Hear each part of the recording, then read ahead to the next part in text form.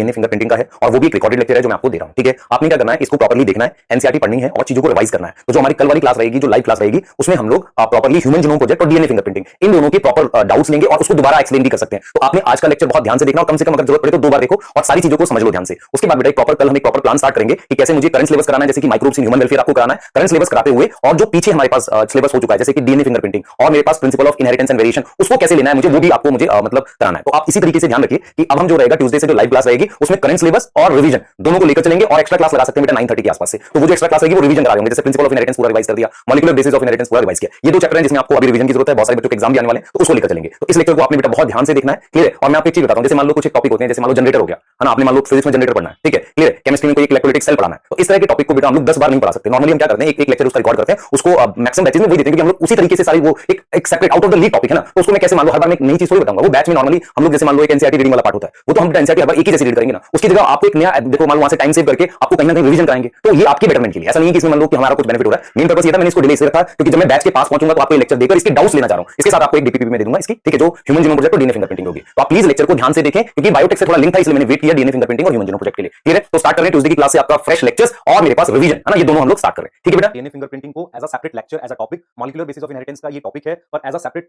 Topic इसे पढ़ाना बहुत जरूरी होता है क्योंकि इसमें काफी सारी बेसिक पॉइंट है, तो मैं इसे as a separate lecture deal कर रहा हूं। सबसे पहले जो बेसिक पॉइंट है उन पे ध्यान देते हैं कि DNA fingerprinting human genome project से कैसे अलग है, क्या चीजें हम रिलेट करना चाहते हैं, बहुत सारे टर्म्स हैं उनको जानेंगे। टर्म्स किस तरह की हैं, जैसे कि हमारे पास सैटेलाइट डीएनए क्या होता है, पॉलीमॉर्फिज्म क्या होता है, वीएनटीआर क्या होता है, और मेरे पास मिनी सैटेलाइट, माइक्रो सैटेलाइट, इनके बारे में हम जानेंगे और फिर कैसे उसको यूज करने वाले हैं हम एक प्रॉपर प्रोसेस में जिसे हम डीएनए फिंगरप्रिंटिंग कहते हैं। तो इस लेक्चर को हम 2 पार्ट में ले रहे हैं। पार्ट 1 जो हमारे पास रहेगा, मतलब सिंगल लेक्चर ही पढ़ेंगे, 2 पार्ट में। पार्ट 1 रहने वाला है बेटा जिसमें हम लोग बात करेंगे डीएनए फिंगरप्रिंटिंग के प्रिंसिपल की। पार्ट 2 जो लेक्चर का रहेगा उसमें हम लोग डील करने वाले हैं, ध्यान सुनेंगे, उसमें हम डील करेंगे बेसिकली डीएनए फिंगरप्रिंटिंग के प्रिंसिपल के बाद आगे का टॉपिक जिसे हम कहते हैं कि वो स्टेप्स क्या रहेंगे, स्टेप्स मतलब किन स्टेप्स के थ्रू ये प्रोसेस किया जाता है। तो सबसे पहला जो पार्ट है जिसे हम कह रहे हैं कि इसका क्या प्रिंसिपल रहेगा डीएनए फिंगरप्रिंटिंग का, तो सबसे पहले मैं जानना चाह रहा हूं कि इसका मेरे पास पर्पस क्या है, मतलब डीएनए फिंगरप्रिंटिंग का हमारे पास पर्पस क्या है, मतलब क्यों कर रहे हैं हम इसे, है ना, ये बहुत इंपॉर्टेंट बात है। तो पर्पस की जब हम बात करते हैं तो हम ये कहते हैं देखो क्या है कि 2 ह्यूमन में का हमारे पास कहीं ना कहीं डीएनए अलग होता है, मतलब कुछ ना कुछ डिफरेंसेस होते हैं, तो हम डीएनए में जो डिफरेंस है, मतलब क्या अंतर है, उस अंतर को जानने के लिए डीएनए फिंगरप्रिंटिंग कहते हैं और बाद में उसको हम यूज कर सकते हैं इन एप्लीकेशन पैटर्निटी टेस्ट में या क्राइम सीन से पता करने के लिए। मतलब ये हुआ कि डीएनए फिंगरप्रिंटिंग का पर्पस का मीनिंग हुआ कि कहीं ना कहीं हम 2 अवेलेबल डीएनए के बीच में डिफरेंस जानना चाह रहे हैं। मान लो आपके पास ये 2 अवेलेबल डीएनए है, आपके पास ये डीएनए है 2 अलग अलग, ठीक है, आप इनके बीच में डिफरेंस फाइंड आउट करना चाह रहे हो, आप क्या करना चाह रहे हो, डिफरेंस फाइंड आउट करना चाह रहे हो, ये पर्पस है। अब सवाल कई बार मन में ये उठता है हमारे पास, यार हमें डिफरेंस फाइंड आउट करना है लेकिन हमारे पास काफी सारी सिमिलरिटीज हैं, जैसे हम ये सिंपल आपको चीज बोलते हैं, ह्यूमन जीनोम प्रोजेक्ट ने आपको ये बताया था कि 99.9% डीएनए 2 ह्यूमन का सेम है, तो हमें डिफरेंस फाइंड आउट करना है, कैसे करेंगे, क्या प्रिंसिपल रहेगा, उस पे बात करने वाले हम लोग। पर सबसे पहले ये सुनो मेरी बात कि मुझे इन दोनों डीएनए में डिफरेंस फाइंड आउट करना है। मैं एक बेसिक पॉइंट बोलता हूं कि ये डीएनए कितना है, 3 × 10⁹ बेस पेयर है, मुझे इसमें और इसमें डीएनए में डिफरेंस फाइंड आउट करना है। एनसीईआरटी कहती है कि भाई जो हमारे पास सिमिलरिटी है, एनसीईआरटी क्लियर बोलती है बेटा, एनसीईआरटी कहती है कि इसमें से इन दोनों डीएनए में, ये दोनों डीएनए 3 × 10⁹ बेस पेयर है, इनमें 99.9% डीएनए सेम है, इतना डीएनए इसमें सेम है। कितना अलग है, 0 पॉइंट हम बोल सकते हैं 1% डीएनए मेरे पास क्या है, डिफरेंट है। अगर मेरी बात आप समझ पाए तो मैं ये बोल सकता हूं कि 99.9% इसका मेरे पास सेम है, 0.1% अलग है, तो 0.1% अगर मैं इसका निकालूंगा it is approx 3 × 10⁶ base pair, इतना मुझे डिफरेंस मिलेगा। इतना मुझे क्या मिलने वाला है, डिफरेंस मिलने वाला है, दोनों अलग अलग ह्यूमन, मतलब मेरे पास ये 2 अलग अलग डीएनए है जो कि 3 × 10⁹ बेस पेयर एक है, तो उनमें मेरे पास 99.9% डीएनए सेम है। अब हम ये कह रहे हैं कि 0.1% डीएनए जो है डिफरेंट है, 0.1% किसका, 0.1% 3 × 10⁶ बेस पेयर है ना, ये इतना डीएनए मेरे पास क्या है, डिफरेंट है, इतना डीएनए मेरे पास डिफरेंट है। अब आप अगर ध्यान से देखो ये अभी भी बहुत बड़ा डीएनए है, अभी भी बहुत सारा डीएनए है कि मैं सीक्वेंसिंग करके पता लगाऊं। तो सबसे पहला पॉइंट जो आज आप सीखोगे कि ह्यूमन जीनोम प्रोजेक्ट में हमने सीक्वेंसिंग करी थी, डीएनए फिंगरप्रिंटिंग में सीक्वेंसिंग नहीं करते, मतलब हम किसी और तरीके से डिफरेंस पता लगाएंगे क्योंकि still it is very large DNA, it is very large DNA for sequencing. Sequencing के लिए अभी भी ये बहुत बड़ा डीएनए है ना, since it is very large DNA for sequencing, तो सीक्वेंसिंग के लिए अभी भी ये बहुत बड़ा डीएनए है, अभी भी ये बहुत बड़ा डीएनए है किसके लिए, सीक्वेंसिंग के लिए, आपके सामने है, it is very large DNA for sequencing. दूसरा पॉइंट मैं आपको यहां पर कह रहा हूं बेटा, ये अभी भी बहुत बड़ा डीएनए है किसके लिए, सीक्वेंसिंग के लिए, बहुत बड़ा डीएनए है। दूसरा पॉइंट मैं आपको यहां पर ये कहना चाह रहा हूं कि ये तो मैंने कहा ठीक है सीक्वेंसिंग के लिए बहुत बड़ा डीएनए है, दूसरा पॉइंट मैं आपको यहां पर ये कहना चाह रहा हूं बेटा कि क्या तरीका है, कुछ और तरीका यूज करेंगे, तो some other method is used to find difference, अंतर पता करने के लिए कुछ और मेथड मुझे यूज करना है। तो सिंपल आपने ये समझा कि डीएनए फिंगरप्रिंटिंग का पर्पस है 2 डीएनए के बीच में डिफरेंस पता लगाना, और ये डिफरेंस आप कैसे पता लगाओगे, जीनोम सीक्वेंसिंग के थ्रू नहीं, कुछ और तरीके से, ठीक है। वो कौन सा तरीका है उसका हम प्रिंसिपल पढ़ने जा रहे हैं, पर आपके दिमाग में जो पहला पैराग्राफ एनसीईआरटी में डीएनए फिंगरप्रिंटिंग का लिखा है उसमें यही लिखा है कि 99.9% डीएनए सेम है, 0.1% डीएनए अलग है, 0.1% किसका, 3 × 10⁹ बेस पेयर का, तो लगभग कितना हो सकता है, 3 × 10⁶ बेस पेयर हमारे पास अलग है। अभी भी इतना बड़ा डीएनए कि आप सीक्वेंसिंग नहीं कर सकते। इतनी बात क्लियर हो गई, हम आगे जा रहे हैं, ठीक है। अब हम आगे मूव किए तो हमने डीएनए फिंगरप्रिंटिंग के प्रिंसिपल को समझना है, ठीक है। हमारे पास क्या प्रिंसिपल रहेगा इसकी बात करनी है ना, हमें क्या प्रिंसिपल रहेगा इसकी हम बात करेंगे, प्रिंसिपल ऑफ डीएनए फिंगरप्रिंटिंग, इस पे हम बात करने वाले हैं, ठीक, सही है।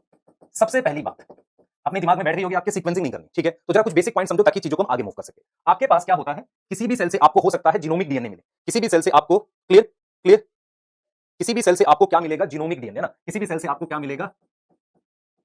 जीनोमिक डीएनए मिलेगा। समझ लो इस बात को। तो जीनोमिक डीएनए मेरे पास किसी भी सेल से मिल सकता है, किसी भी सेल से मुझे क्या मिलेगा? जीनोमिक डीएनए मिल जाएगा। What is genomic DNA? Genomic DNA वो डीएनए होता है, ध्यान सुनिए बेटा। जीनोमिक डीएनए मतलब टोटल डीएनए किसी सेल का मिल गया, हैप्लॉइड सेट ऑफ क्रोमोसोम का आपने डीएनए निकाल लिया, उसे जीनोमिक डीएनए कह दिया। अब जीनोमिक डीएनए को हम क्या करते हैं बेटा, ध्यान से सुनेंगे। जीनोमिक डीएनए आपके पास है, वो दो तरीके का होता है। अगर आप ध्यान से सुनो, जीनोमिक डीएनए दो तरीके का होता है। नॉर्मली एक कोडिंग होता है और दूसरा हमारे पास नॉन कोडिंग होता है। सुनना ध्यान से, जीनोमिक डीएनए हमारे पास एक होता है कोडिंग डीएनए, एक होता है कोडिंग, और एक मेरे पास क्या होता है? Non coding. Non coding DNA generally किसका पार्ट है? पार्ट ऑफ हेट्रोक्रोमेटिन है। क्या है वो? किसका पार्ट है बेटा? हेट्रोक्रोमेटिन। और अगर मैं आपसे कहूं इसके कहां मिलने के ज्यादा चांसेस हैं, अगर आप कोई क्रोमोसोम देखोगे तो क्रोमोसोम पे ये सेंट्रोमियर है, तो सेंट्रोमियर के आसपास और टीलोमियर के आसपास आपको वो हेट्रोक्रोमेटिन डीएनए मिलता है। यहां तक याद रखेंगे। तो मेरे पास जीनोमिक डीएनए है, इसको मैंने कोडिंग और नॉन कोडिंग डीएनए में बात की। अब हम क्या करते हैं? जीनोमिक डीएनए की सेंट्रीफ्यूगेशन करते हैं। ध्यान से सुनना, बहुत इंपॉर्टेंट चीज बताने जा रहा हूं। हम क्या करते हैं? इस जीनोमिक डीएनए की सेंट्रीफ्यूगेशन करते हैं। तो मैं इस चीज को जरा नेक्स्ट स्लाइड पे बताता हूं, देखें जरा ध्यान से मैं क्या कह रहा हूं। हम क्या कर रहे हैं? जीनोमिक डीएनए की सेंट्रीफ्यूगेशन कर रहे हैं। हम लोग जीनोमिक डीएनए की क्या कर रहे हैं? सेंट्रीफ्यूगेशन। तो देखो कैसे कर रहे हैं। ये मैंने लिखा जीनोमिक डीएनए, ठीक, इसकी मैंने सेंट्रीफ्यूगेशन की। और सेंट्रीफ्यूगेशन भी कौन से वाली की है बेटा? सेंट्रीफ्यूगेशन भी की है मैंने सीजियम क्लोराइड डेंसिटी सेंट्रीफ्यूगेशन, ये वाली की मैंने सीजियम क्लोराइड डेंसिटी सेंट्रीफ्यूगेशन, ये वाला किया। तो इस चीज को समझो ध्यान से। हमने क्या किया बेटा? हमने क्या किया है? जीनोमिक डीएनए की, जीनोमिक डीएनए हमारे पास है, उसकी हमने सीजियम क्लोराइड डेंसिटी सेंट्रीफ्यूगेशन, एक मेथड था जो आपने याद करो कौन से एक्सपेरिमेंट में पढ़ा था, मेसल्सन स्टाल में। सीजियम क्लोराइड डेंसिटी सेंट्रीफ्यूगेशन करी। जब आपने जीनोमिक डीएनए की सीजियम क्लोराइड डेंसिटी सेंट्रीफ्यूगेशन करी तो आपके पास क्या मिले? बैंड्स मिले। तो एक सबसे थिक बैंड जो मिला वो मेरे पास क्या मिला? Bulk genomic DNA. Bulk genomic DNA मतलब मैक्सिमम जीनोमिक डीएनए यहां आ गया, ठीक है, क्लियर। कुछ डीएनए अलग से मिला जिसकी थोड़ी डेंसिटी ज्यादा थी, है ना, कुछ डीएनए अलग से मिला जो जिसकी डेंसिटी थोड़ी सी ज्यादा थी। वो डीएनए को हम कहते हैं, ध्यान सुनिए बेटा, ये जैसे बल्क जीनोमिक डीएनए को मैं प्राइमरी डीएनए कह देता हूं, मतलब मेन डीएनए यही है। इसके अलावा कुछ अलग से मिला मुझे डीएनए, उसको मैंने नाम दे दिया सैटेलाइट डीएनए। जैसे हम ये मानते हैं कि मेन प्लैनेट की सैटेलाइट होती है, सैटेलाइट को ही हमने नाम दे दिया सेकेंडरी डीएनए। तो आपने कैसे समझा इसको? देख लो बेटा, सैटेलाइट डीएनए या एक तरीके से इसको सेकेंडरी डीएनए कहते हैं। तो आपने ये समझा कि जब मैं किसी सेल से जीनोमिक डीएनए आइसोलेट करूंगा और एक मेथड करूंगा जिसे caesium chloride density centrifugation method कहेंगे, उस मेथड में हमारे पास बल्क जीनोमिक डीएनए और सैटेलाइट डीएनए, ये दो तरह के डीएनए आ जाएंगे। बल्क जीनोमिक डीएनए वो डीएनए है, बल्क जीनोमिक डीएनए हमारे पास वो डीएनए है जो मेन डीएनए है, जो कोडिंग डीएनए, और हो सकता है उसमें थोड़ा सा नॉन कोडिंग पार्ट भी आए, लेकिन स्पेसिफिकली कुछ नॉन कोडिंग डीएनए अलग से आ जाता है, तो उसे हम क्या नाम देते हैं? सैटेलाइट और सेकेंडरी डीएनए। तो आपने क्या समझा? आपने पहली लाइन यहां पर ये समझी, प्रिंसिपल की तरफ हम मूव कर रहे हैं, पर सबसे पहला पॉइंट आपने ये समझा, total DNA of cell is known as genomic DNA when we separate genomic DNA by a method of caesium chloride density centrifugation. एक तरह का सेंट्रीफ्यूगेशन है, तो we have DNA separated on the basis of density. इस DNA की ज्यादा density है, clear. तो एनसीईआरटी लिखते हैं it obtain as a separate peak, या पीक मतलब एक अलग बैंड की फॉर्म में आ जाएगा, तो it obtain as a separate band as compare to bulk genomic DNA. तो हमारे पास हमें इस पर फोकस करना है, सैटेलाइट डीएनए पर, क्योंकि यही सैटेलाइट डीएनए पूरा टोटल बैकग्राउंड है किसके लिए? डीएनए फिंगरप्रिंटिंग के लिए। तो हम लोग का फोकस किस पर है? सैटेलाइट डीएनए पर। सैटेलाइट डीएनए क्या होता है, उसके क्या पॉइंट्स हैं वो याद करो पहले। सबसे पहले समझो व्हाट इज सैटेलाइट डीएनए। तो सैटेलाइट डीएनए क्या है? सबसे पहले हम लिखेंगे कैन बी सेपरेटेड, कैन, देखो इंपॉर्टेंट पॉइंट्स आने चाहिए आपको सैटेलाइट डीएनए के। Can be separated from genomic DNA, bulk मतलब मेन, बल्क मतलब बहुत सारा, bulk genomic DNA bye caesium chloride density centrifugation. पहला पॉइंट तो हमने ये लिख दिया कि इसके थ्रू अलग किया जा सकता है। दूसरा पॉइंट आपने याद रखना है कि सैटेलाइट डीएनए हमारे पास क्या होता है? नॉन कोडिंग होता है। क्या होगा हमारे पास? नॉन कोडिंग होगा। समझ लो इस बात को। तो व्हाट इज सैटेलाइट डीएनए, इसके बारे में पढ़ो। तो मैंने सिंपल आपको समझाया। अब देखो भाई, हमारे पूरे जीनोमिक डीएनए में कुछ कोडिंग और नॉन कोडिंग रीजन होते हैं। नॉन कोडिंग रीजन हेट्रोक्रोमेटिन है, उसमें कुछ डीएनए होता है जिसे हम सैटेलाइट डीएनए कहते हैं, जो caesium chloride density centrifugation method के थ्रू अलग किया जा सकता है, क्योंकि कुछ ना कुछ डेंसिटी का अंतर होता है। तो नॉन कोडिंग है, इसकी डेंसिटी ज्यादा होती है, more density than genomic DNA, than other genomic DNA. ये पॉइंट आपको समझ आना चाहिए किसके लिए? सैटेलाइट डीएनए के लिए। तो मैंने क्या क्या पॉइंट बोला है? मैंने कहा है कि can be separated from bulk genomic DNA, ये डीएनए नॉन कोडिंग है, किसी प्रोटीन के लिए कोड नहीं करता, और इसकी डेंसिटी ज्यादा होती है किससे? जीनोमिक डीएनए से। अब जब हमने सैटेलाइट डीएनए बोला भाई, देखो हमने कहा कि सैटेलाइट डीएनए मेन डीएनए से अलग से मिल जाएगा, अलग सेपरेट मिल जाएगा। अब उसकी भी टाइप होती है सैटेलाइट डीएनए की, क्योंकि सैटेलाइट डीएनए में भी हमें कुछ स्पेसिफिक टाइप के डीएनए पे बात करनी है। और एक खास चीज सैटेलाइट डीएनए में होता है, इट इज रेपिटेटिव डीएनए। ये क्या होता है बेटा हमारे पास? ये हमारे पास क्या होता है? रेपिटेटिव डीएनए होता है, ठीक है, क्लियर। तो ये हमारे पास क्या होगा?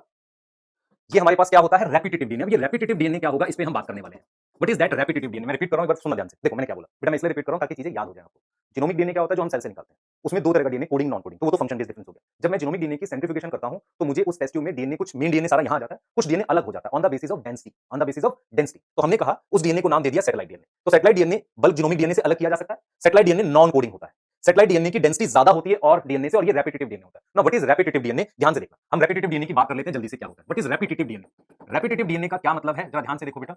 रेपिटेटिव डीएनए का क्या मतलब है, बहुत ध्यान से देखेंगे। देखो क्या मतलब है रेपिटेटिव डीएनए का, क्या मतलब? देखो मान लो आपने यहां से लेकर यहां तक एक डीएनए बनाया। Now this is DNA. इस डीएनए में एक सीक्वेंस लिख रहा हूं मैं, ATTG, ऐसे ही मैं बार बार लिख रहा हूं इसको, ध्यान से देखना बेटा। तो this sequence is known as repeat.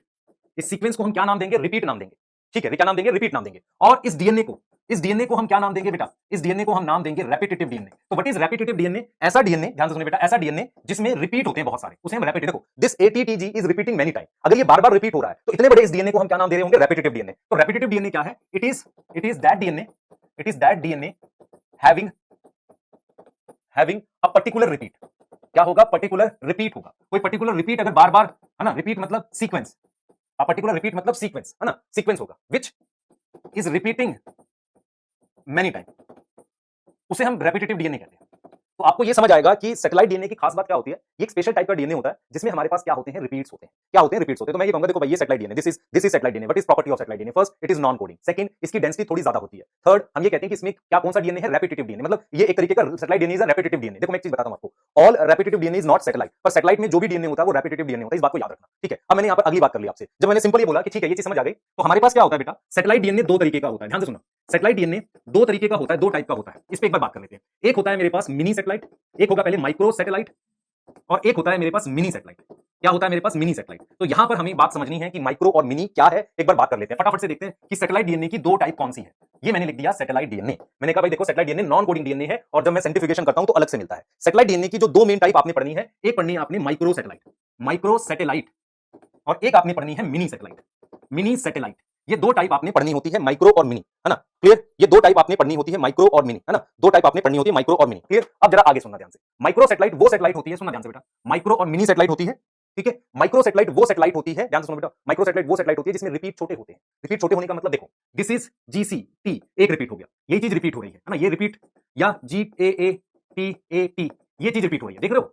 तो ये कितने वाला रिपीट है? ये 3 वाला रिपीट है, ये 6 वाला रिपीट है। तो माइक्रो सैटेलाइट में जो साइज ऑफ रिपीट होता है वो छोटा होता है। इसमें ये रिपीट जो है मेरे पास ये रिपीट जो है, मान लो यही चीज, ये एक रिपीट हो गया, ये एक रिपीट है, तो यहां रिपीट का साइज बड़ा है, और ये बार बार यही चीज रिपीट हो रही है ना। आप देख पा रहे हो मैं क्या कह रहा हूं बेटा? देखो, ये चीज रिपीट हो गई। तो मैं सिर्फ सिंपल ये कहना चाह रहा हूं, माइक्रो और मेरे पास मिनी सैटेलाइट में फर्क क्या होता है? माइक्रो सैटेलाइट में साइज ऑफ रिपीट स्मॉल होता है, साइज ऑफ रिपीट क्या होता है? स्मॉल होता है। यहां पर मेरे पास साइज ऑफ रिपीट क्या होता है? लार्ज होता है।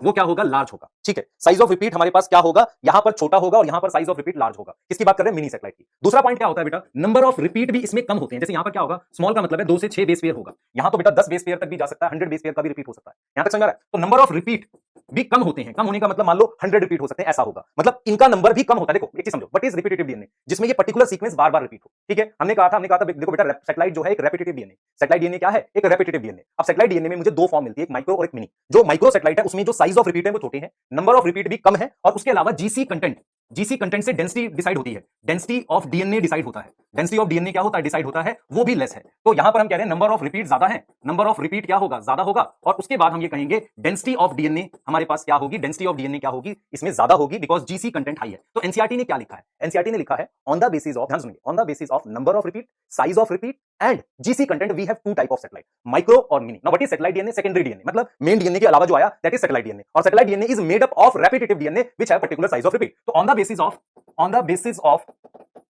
Number of repeat, size of repeat and GC content है ना, on the basis of number of repeat, ठीक है, क्लियर।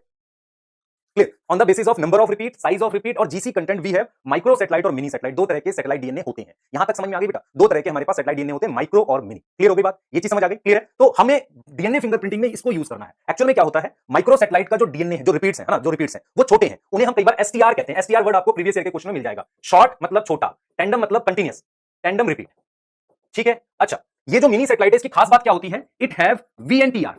वीएनटीआर की फुल फॉर्म है variable number of tandem repeats. ये मैं आपको बताने जा रहा हूं क्या होगा, variable number of tandem repeats. Tandem का मतलब होता है कॉन्टिन्यूअस, और क्योंकि ये बहुत बड़ा डीएनए होता है, कंपैरेटिवली बड़ा होता है, उनमें रिपीट्स के नंबर अलग अलग ह्यूमन में अलग अलग होते हैं, इसीलिए हम कहते हैं कि इनके अंदर हमें वीएनटीआर मिलता है। इनके अंदर हमें क्या मिलता है? वीएनटीआर। तो एक बार रिवाइज करते हैं जो हमने पढ़ा, क्योंकि टॉपिक मुश्किल है और ध्यान से पढ़ना है हमने, है ना, ये कॉम्प्लिकेटेड है, एक बार समझ आ जाएगा तो आप क्वेश्चन डील कर पाओगे। अगर समझ नहीं आया तो दिक्कत करेगा। देखो, डीएनए फिंगरप्रिंटिंग का पर्पस है, we need to find difference between DNA of two individual, ठीक है, मुझे डिफरेंस पता करना है। We can not go for sequencing, reason is that कि size of DNA is so large, cost इतनी है, जो कॉस्ट इन्वॉल्व है, it is so high, so it is very difficult to find differences on the basis of sequencing, बहुत मुश्किल हो जाएगा। तो क्या कर रहे हैं हम लोग, कैसे मूव कर रहे हैं? Now how we are moving, actually हमें कुछ और टेक्निक यूज करनी पड़ेगी, क्योंकि हमने बोला है 99.9% सेम है, 0.1% अलग है। Now this 0.1% is still a very large DNA to find differences on the basis of sequencing. ये सीक्वेंसिंग के बेस पर पता करना बहुत मुश्किल काम है, ठीक होगी बात? ठीक है। दूसरा हमने बोला it is very large DNA for sequencing, some other method is used to find differences, ठीक है। अब हमने कहा ठीक है, genomic DNA have coding DNA और non coding DNA. Now what is coding DNA? Coding DNA वो डीएनए, सुनना ध्यान से बेटा, कोडिंग डीएनए हमारे पास वो डीएनए है, कोडिंग डीएनए हमारे पास वो डीएनए है जिसमें हमारे पास सीक्वेंसेस हैं। नॉन कोडिंग डीएनए हमारे पास क्या है, किसका पार्ट है? हेट्रोक्रोमेटिन का पार्ट है। नॉन कोडिंग डीएनए हमारे पास किसका पार्ट है? हेट्रोक्रोमेटिन है। क्या है हमारे पास? हेट्रोक्रोमेटिन। ध्यान से सुनो, ठीक है, क्लियर। हमें फोकस करना है इस नॉन कोडिंग डीएनए पर, जहां पर डिफरेंसेस मिलेंगे। मैं आपको एक चीज यहां क्लियर करता हूं, ध्यान से सुनो बेटा। अगर मैं आपसे कहूं कि आपका और मेरा हेक्सोकाइनेज की जीन में कोई अंतर होगा, आप कहेंगे नहीं, ठीक है, एक्जैक्टली सेम होगी। तो कोडिंग में बहुत सारा सीक्वेंस ऐसा होता है जो एक्जैक्टली सेम होता है, कुछ अंतर होता है इसलिए अलग प्रोटीन बनते हैं, ह्यूमन में डिफरेंसेस आते हैं। लेकिन नॉन कोडिंग डीएनए ऐसा डीएनए होता है कि जो किसी प्रोटीन के लिए कोड नहीं करता। इसमें अगर म्यूटेशन होती है तो वो रिजेक्ट नहीं होती, उस पर अभी हम बात करने वाले हैं। फिर हमने कहा कि देखो भाई क्या करते हैं, डीएनए फिंगरप्रिंटिंग के प्रिंसिपल में सबसे पहले कहते हैं जीनोमिक डीएनए लिया, उसको हमने एक सेंट्रीफिकेशन मेथड यूज किया। Now caesium chloride density centrification method एक ऐसा मेथड है जो डेंसिटी के हिसाब से डीएनए को अलग करता है। तो मुझे मोस्टली डीएनए एक साथ मिल गया, लेकिन कुछ डीएनए अलग से मिला, इसे मैंने सैटेलाइट और सेकेंडरी। एक्चुअल में क्या होता है, प्लैनेट इज मेन, सैटेलाइट उससे सेकेंडरी होता है। ऐसे ही मैंने मेन डीएनए के अलावा अनदर डीएनए को सैटेलाइट डीएनए का नाम दे दिया। नाउ सैटेलाइट डीएनए जो मिले मुझे, वो मुझे असल में क्या होते हैं, वो उनको हम दो कैटेगरी में डिवाइड कर लेते हैं। एक कैटेगरी वो होती है जिसे मैं माइक्रो सैटेलाइट कहता हूं, जिसका हम ये कहते हैं कि उसमें रिपीट प्रेजेंट है। सबसे पहले समझो, सैटेलाइट डीएनए की ये क्वालिटी है कि उसमें जो डीएनए होता है उसके अंदर उसकी खास क्वालिटी ये है कि उसमें कोई पर्टिकुलर सीक्वेंस बार बार रिपीट होता है। अगर कोई पर्टिकुलर सीक्वेंस बार बार रिपीट होगा, that is known as repetitive DNA. तो satellite DNA is made up of repetitive DNA. Satellite DNA किसका बना हुआ है? रेपिटेटिव डीएनए का। और जब हमने दोनों को क्लासिफाई किया, आप देख रहे हैं ये रिपीट्स हैं, ये रिपीट्स हैं और ये रिपीट कई बार आते हैं, तो इसलिए हमने रेपिटेटिव डीएनए वर्ड यूज किया। तो हमने कहा satellite DNA is of two type on the basis of number of repeat. जैसे ये रिपीट है, इस रिपीट के कितने नंबर हैं, यहां देखो दो हैं, ऐसे 200 हो सकते हैं, 2000 हो सकते हैं। तो on the basis of number of repeat, size of repeat and GC content, तो हमने ये पाया कि जो माइक्रो सैटेलाइट है उसमें रिपीट का साइज छोटा है, जैसे 6 बेस पेयर, 2 बेस पेयर, ऐसे हो सकता है, 3 base pair, 4 base pair. Mini satellite में साइज ऑफ रिपीट काफी बड़ा मिला, साइज ऑफ रिपीट क्या मिला? काफी बड़ा मिला, और इन रिपीट्स के जो नंबर हैं वो भी ज्यादा मिले। क्लियर। उसके अलावा जीसी कंटेंट ज्यादा मिला, जिससे इसकी डेंसिटी ज्यादा हो गई और ये इससे सेपरेट हो जाता था। डीएनए फिंगरप्रिंटिंग में हमारा ज्यादा फोकस इस पर होता है। अब इसमें देखो, माइक्रो सैटेलाइट में जो डीएनए है मेरे पास, उसमें छोटे रिपीट बार बार रिपीट हो रहे हैं, तो इसलिए इनके उस सैटेलाइट को हम क्या नाम देते हैं? Microsatellite is also known as STR, short tandem repeat. But मुझे क्या समझ में आया कि जो मिनी सैटेलाइट है वहां पर जो डीएनए है उसमें बड़े रिपीट है और उनके नंबर भी दो अलग अलग ह्यूमन में वेरिएबल है। तो इसका मतलब ये हुआ कि mini satellite DNA is also provided with name of VNTR, variable number of tandem repeats, variable number of tandem repeats. और हम आज ये रीजन जानेंगे। एक और प्रॉपर्टी जो मैंने यहां पर लिखी थी सैटेलाइट डीएनए की, देख लो, can be separated non coding, ये और शो करता है हाई डिग्री ऑफ पॉलीमॉर्फिज्म। ये इंपॉर्टेंट है, ये बहुत इंपॉर्टेंट है सैटेलाइट डीएनए के लिए कि show high degree of polymorphism. ये बहुत इंपॉर्टेंट है। पॉलीमॉर्फिज्म क्या होता है, इसको समझो ध्यान से बेटा। पॉलीमॉर्फिज्म क्या होता है, high degree of polymorphism exactly क्या है उसको हम देखेंगे, ठीक है। पॉलीमॉर्फिज्म क्या है उसको हम देखेंगे। तो पहले जरा एक बार पॉलीमॉर्फिज्म पे बात कर लेते हैं, क्या होता है एक्जेक्टली, है ना। पॉलीमॉर्फिज्म पे हम बात कर लेते हैं क्या होता है, ठीक है, क्लियर, ठीक है। पॉलीमॉर्फिज्म पे बात कर लेते हैं बेटा, क्या होता है एक बार जरा देख लो। हमने क्या क्या पॉइंट बोले? Satellite DNA is non coding, satellite DNA have repetitive DNA, repetitive DNA में कोई पर्टिकुलर रिपीट चेंज होते रहते हैं, मतलब नंबर बोल रहा है। और दूसरा हम ये कह रहे हैं वो दो टाइप का है, माइक्रो और मिनी। और मैंने बोला satellite DNA show high degree of polymorphism. Now what is polymorphism, इसको समझेंगे तो बात थोड़ी सी और इंटरेस्टिंग हो जाएगी। Now what is polymorphism? Polymorphism के लिए एनसीईआरटी ने एक वर्ड लिखा है, it is genetic level variation. Genetic level variation, एक ऐसी वेरिएशन जो मेरे पास जेनेटिक लेवल पर हो। मैं आपको एक चीज बताता हूं, देखो, अगर मैं यहां पर ये डीएनए बना रहा हूं, ध्यान सुनिए बेटा, ये डीएनए बना दिया, ठीक है, ये डीएनए है आपके पास, ठीक। यहां पर सीक्वेंस है ATGGC करके, ऐसी एक सीक्वेंस है, ठीक है। यहां पर सीक्वेंस है ये वाला, ध्यान से देखना बेटा। अब मैं आपको ये कह रहा हूं कि this DNA is coding, this DNA is coding and this DNA is non coding, non coding, ठीक है, क्योंकि इसमें आपको ये रिपीट दिख रहे हैं, ये रेपिटेटिव डीएनए, ठीक है, दिस इज कोडिंग। मैंने ये कहा कि यहां पर सीक्वेंस चेंज हुआ, AGGC, मतलब म्यूटेशन हो गई, दिस इज म्यूटेशन, म्यूटेशन हुआ, ठीक है, म्यूटेशन हुआ। उस म्यूटेशन की वजह से हो सकता है मे बी प्रोटीन चेंज हो जाए, मे बी क्या चेंज हो जाए, प्रोटीन चेंज हो जाए, ठीक है, क्लियर। अब यहां पर भी मान लो मैंने म्यूटेशन कर दी, तो यहां पर मेरे पास यहां भी म्यूटेशन हो गई। तो मैं आपको सिंपल ये कह रहा हूं, पर ये प्रोटीन तो बनाता ही नहीं है, इससे तो मतलब नो इफेक्ट ऑन फिनोटाइप, क्योंकि ये कोई प्रोटीन तो बनाता नहीं है। मैं आपको यहां पर पॉलीमॉर्फिज्म सिखा रहा हूं, पहले वो समझना ध्यान से, ठीक है। पॉलीमॉर्फिज्म एक्जेक्टली क्या होता है समझना इस बात को, मैं जो आपको बताने जा रहा हूं। मैं ये कहने जा रहा हूं बेटा कि ये कोडिंग है और यहां पर मेरे पास नॉन कोडिंग है। ये जो कोडिंग डीएनए है, यहां पर ये जो जी लगा दिया टी की जगह, यहां मैंने टी की जगह सी लगा दिया। तो जब डीएनए के लेवल पर कोई बदलाव होता है उसे पॉलीमॉर्फिज्म कहते हैं। तो पॉलीमॉर्फिज्म इज जेनेटिक, जीन्स के लेवल पर, डीएनए के लेवल पर अगर कोई म्यूटेशन होती है उसे पॉलीमॉर्फिज्म कहते हैं। म्यूटेशन में lead to change in phenotype, और if it occur in non coding region it will not change any phenotype. तो आपको सिंपल ये समझना है कि म्यूटेशन अगर आपके पास डीएनए में हो जाए उसे पॉलीमॉर्फिज्म कहते हैं। वो कोडिंग पर भी हो सकती है, नॉन कोडिंग पर भी हो सकती है। अगर वो कोडिंग पर है तो फिनोटाइप में शायद बदलाव ला दे, और अगर वो नॉन कोडिंग में है तो फिनोटाइप पे कोई बदलाव नहीं लाएगी। अगर मैं आपसे कहता हूं कि अगर बहुत कोई जरूरी जीन में म्यूटेशन हो जाए, जैसे कि सिकल सेल एनीमिया में हुआ था, आरबीसी सिकल शेप हो गया, तो उससे तो डेथ हो सकती थी। तो जो ये म्यूटेशन होती है वो बेनिफिशियल और हार्मफुल दोनों तरीके की हो सकती है, पर क्योंकि ये फिनोटाइप में कोई बदलाव नहीं कर रहा, तो ना ये बेनिफिशियल है ना हार्मफुल है, तो नेचर इसको रिजेक्ट नहीं करेगी। तो सिंपल आपने पॉलीमॉर्फिज्म पहले समझना है। आपने ये समझना है, आपने मैंने क्या पॉइंट बताया, मैंने कहा satellite DNA show high degree of polymorphism. Now what is polymorphism? Polymorphism is change in DNA sequence by mutation, random change. Now this random change at genetic level is known as polymorphism. Now polymorphism if occur at coding level it may produce protein which is harmful, death can occur. अगर death हो जाएगी तो वो mutation, वो polymorphism reject हो जाएगा। But यहां पर मेरे पास डेथ नहीं हो रही है, because this polymorphism is at non coding region. अगर ये नॉन कोडिंग रीजन में हो रहा है तो डेथ नहीं हो रही है। इसका मतलब ये हुआ कि अगली जनरेशन में इजीली पास हो जाएगा अगर ये जर्म सेल में म्यूटेशन हुई है। तो मैंने यहां पर आपको दो तीन इंपॉर्टेंट पॉइंट रिपीट करने, ध्यान से सुनना। What is polymorphism? Polymorphism is a mutation, ध्यान सुनिए, polymorphism is a result of, देखो what is difference between mutation mutation and polymorphism. Mutation is a process, mutation क्या है? एक प्रोसेस है जिसकी वजह से जेनेटिक लेवल पर वेरिएशन आ रही है, जिसे आप पॉलीमॉर्फिज्म कह रहे हो। तो polymorphism is a result of mutation at genetic level. Polymorphism is a result, देख रहे हो ये रिजल्ट है बेटा, result of genetic level of mutation at genetic level, result of mutation at genetic level, mutation at genetic level, इसे हम polymorphism कह रहे हैं। अब जरा थोड़ा सा कहानी को और आगे लेके जाते, तो हमने ये बोला कि पॉलीमॉर्फिज्म दो जगह हो सकता है। पॉलीमॉर्फिज्म जो है वो एक तरीके से क्या है? चेंज इन डीएनए सीक्वेंस है, चेंज इन डीएनए सीक्वेंस है बाय म्यूटेशन, किसकी वजह से? म्यूटेशन। और ये दोनों जगह हो सकता है। कैन अकर, पहले पॉलीमॉर्फिज्म समझ लो फिर इसको यूज होगा। Can occur in coding region, coding region में, ठीक है, कोडिंग रीजन में हुआ तो क्या होगा? क्या क्या हो सकता है कोडिंग रीजन में? कोडिंग रीजन में हुआ, ध्यान सुनो बेटा, कोडिंग रीजन में हुआ तो क्या कर सकता है? Can produce some other allele, allele भी बना सकता है। मतलब एलील एक्चुअल में क्या होता है? कोडिंग रीजन की पॉलीमॉर्फिज्म होती है। कैन प्रोड्यूस हार्मफुल इफेक्ट, क्या बना सकता है? Harmful effect. अगर उसने कोई हार्मफुल इफेक्ट दिया और जिससे इफ सर्वाइवल बिकम डिफिकल्ट, अगर उसकी वजह से सर्वाइवल क्या हो गई? बिकम डिफिकल्ट, तो क्या होगा? सोचो, डेथ कैन अकर, डेथ अकर और पॉलीमॉर्फिज्म लॉस्ट। जो हमारे पास म्यूटेशन हुई ना वो एक तरीके से खत्म ही हो गई, है ना। तो ये आपको समझ आना चाहिए कि अगर पॉलीमॉर्फिज्म कोडिंग रीजन में हो तो हो सकता है नई एलील बन जाए, और ऐसा भी हो सकता है कि वो हार्मफुल हो, और हार्मफुल होने से क्या कर दे बेटा? हार्मफुल होने से क्या कर दे? वो कुछ ऐसा हार्मफुल इफेक्ट करे जिससे डेथ हो जाए, पॉलीमॉर्फिज्म लॉस्ट हो जाए। दूसरा हमने क्या किया बेटा? दूसरा हमने क्या किया? दूसरा हमने यहां पर ये बोला है, ध्यान सुनेंगे बेटा, ये बोला है यहां पर, ठीक है। दूसरा हमने यहां पर क्लियर इस चीज को बोला, ये तो ये हो गया, ठीक है। दूसरा हमने कहा है कि पॉलीमॉर्फिज्म ऐसे होगी तो इस तरीके से होगा। दूसरा हमने कहा, देखो, एक तो ये हो गया, हमने कहा कि change in DNA sequence by mutation. Second हमने बोला can occur in non coding reason, ठीक है, clear. Can occur in non coding reason, ये कहां हो सकता है? नॉन कोडिंग रीजन पर हो सकता है। Can occur in non coding reason, non coding reason पर हो सकता है। अब मेरी बात सुनो ध्यान से, अगर पॉलीमॉर्फिज्म नॉन कोडिंग रीजन पर होगी, और क्योंकि since this region is not express, this region is not express, ठीक है, एक्सप्रेस, ठीक है, क्लियर। तो ये क्या होगी बेटा? It is not rejected, it is not rejected. मतलब अगर कोई ऐसी म्यूटेशन जर्म सेल के, ध्यान सुनो, कोई ऐसी म्यूटेशन जर्म सेल के नॉन कोडिंग रीजन पे हो जाए और जो रिजेक्ट ना हो, तो क्या होगी बेटा? ये इकट्ठी होती जाएगी, गेट एक्यूमुलेटेड इन डीएनए। तो मैंने आपको यहां पर ये समझाया क्योंकि repetitive DNA non coding DNA है, उस पर जो भी म्यूटेशन हुई होगी मतलब एंसेस्टर्स में, वो इकट्ठी होती चली गई। इकट्ठी होती चली जाने की वजह से वहां पर ज्यादा पॉलीमॉर्फिज्म मिलता है। तो अगर आपसे कोई पूछे which of the following DNA show more degree of polymorphism, आप कोडिंग बोलोगे कि नॉन कोडिंग? आप कहोगे नॉन कोडिंग, बिकॉज कोडिंग में बहुत सारी पॉलीमॉर्फिज्म हार्मफुल होती है, जिससे डेथ हो जाती है, डेथ होती है वो म्यूटेशन खत्म हो गई। पर नॉन कोडिंग में होने वाली म्यूटेशन, क्योंकि उसे कोई रिजेक्ट नहीं कर रहा है, क्योंकि उसे प्रोटीन नहीं बनानी है, इस वजह से वो अगली जनरेशन में पास होती है, पर होनी किसमें चाहिए? जर्म सेल में, तभी पास होगी। तो ये मैंने पॉलीमॉर्फिज्म के लिए बात बता दी। अब इसको जाकर जोड़ते हैं जरा सेटेलाइट डीएनए से। देखो हमने क्या क्या कॉन्सेप्ट पढ़े ना। What is satellite DNA? Satellite DNA is a special type of DNA which have repetitive DNA, repeats होते हैं, और वो दो ह्यूमन के बीच में डिफरेंस का बेसिस बन सकते हैं, because that satellite DNA show high degree of polymorphism. और मुझे अंतर ही तो पता करना है। देखो मैं आपसे कहता हूं कि आपको दो ह्यूमन के बीच में अंतर पता करना है। कैसी जगह पता करोगे? जहां अंतर मिलने के ज्यादा चांस है कि अंतर मिलने के कम चांस है। आप कहोगे कि हम उस जगह अंतर पता करेंगे जहां डिफरेंस मिलने के ज्यादा चांस है, तो go for non coding region. अगर आप नॉन कोडिंग रीजन में जाओगे तो वहां अंतर मिलने के ज्यादा चांस है। नॉन कोडिंग में भी आप किधर जाओ? सैटेलाइट डीएनए पे, which show highest degree of polymorphism, clear. और उसमें भी सबसे ज्यादा कौन शो करता है? Mini satellite. इसलिए डीएनए फिंगरप्रिंटिंग में हम क्या यूज करते हैं? Mini satellite. अगर आपसे कोई क्वेश्चन, ये देखो बेटा, सिंपल, देखो लॉजिक बन गया। टू फाइंड डिफरेंस, मैं ये लाइनें लिख रहा हूं और आपको समझ आनी चाहिए। To find difference between two individual, ठीक है, कहां फोकस करेंगे?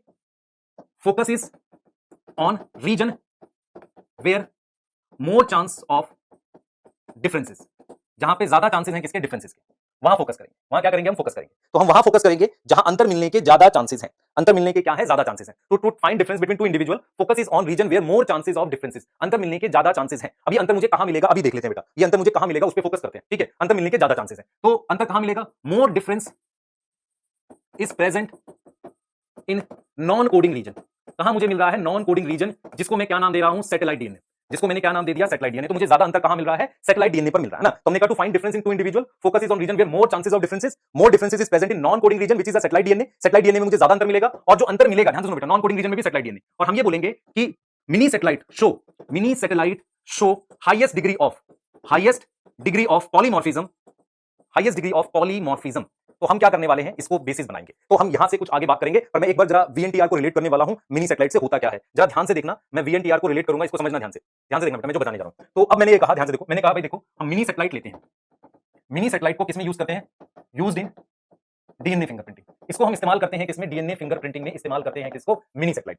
तो मिनी सैटेलाइट को हमने डीएनए फिंगरप्रिंटिंग में इस्तेमाल किया है। क्यों किया, कैसे किया, समझो ध्यान से। मान लो आपने ये डीएनए बना दिया, आपने डीएनए बना दिया। इस डीएनए पर ये मेरे पास एक सीक्वेंस है, GAATTGCA, ये सीक्वेंस है। आप देख रहे हो काफी बड़ा रिपीट है ये, GAATTGCA, ये काफी बड़ा रिपीट है, ठीक है, क्लियर। तो ये जो रिपीट, ये एक रिपीट है बेटा, ये क्या रिपीट है? तो मान लो इसे एक रिपीट को, मेरे पास ऐसे 40 रिपीट है, 50 रिपीट है, 50 रिपीट्स हैं ऐसे, 50 रिपीट्स है, ठीक है, लगातार मान लो ऐसे 100 रिपीट्स हो सकते थे, 200 रिपीट्स हो सकते थे। होता क्या है, होता ये है, अगर मान लो ऐसे करते करते 100 रिपीट है, अगर मैं कहूं आपको देखो, मतलब जैसे मान लो ये एक रिपीट है, दिस इज 1 रिपीट, ये 2 रिपीट, ये 3 रिपीट, ऐसा एक रिपीट ये रहा, ऐसे करते करते मान लो 100 रिपीट है। अगर मेरे पास किसी एक रिपीट में कहीं म्यूटेशन हो जाए, म्यूटेशन कैसे हो जाए, जैसे मान लो मेरे पास ये 4th है, ये मैं लिखता हूं 49th रिपीट जो है, उस 49th रिपीट में देख लो ऐसे मेरे पास 100 रिपीट है, मैं मिनी सेटेलाइट की बात कर रहा हूं, पहला उसमें साइज ऑफ रिपीट बड़ा होगा, number of repeat mini satellite में ज्यादा होंगे, जीसी कंटेंट ज्यादा होगा, जिससे डेंसिटी ज्यादा हो जाएगी। मैंने यहां पर ये लिखा कि जो 49th रिपीट है वह म्यूटेशन हो जाए, म्यूटेशन हो गई, ठीक है, इन एंसेस्टर ऑफ ह्यूमन ए।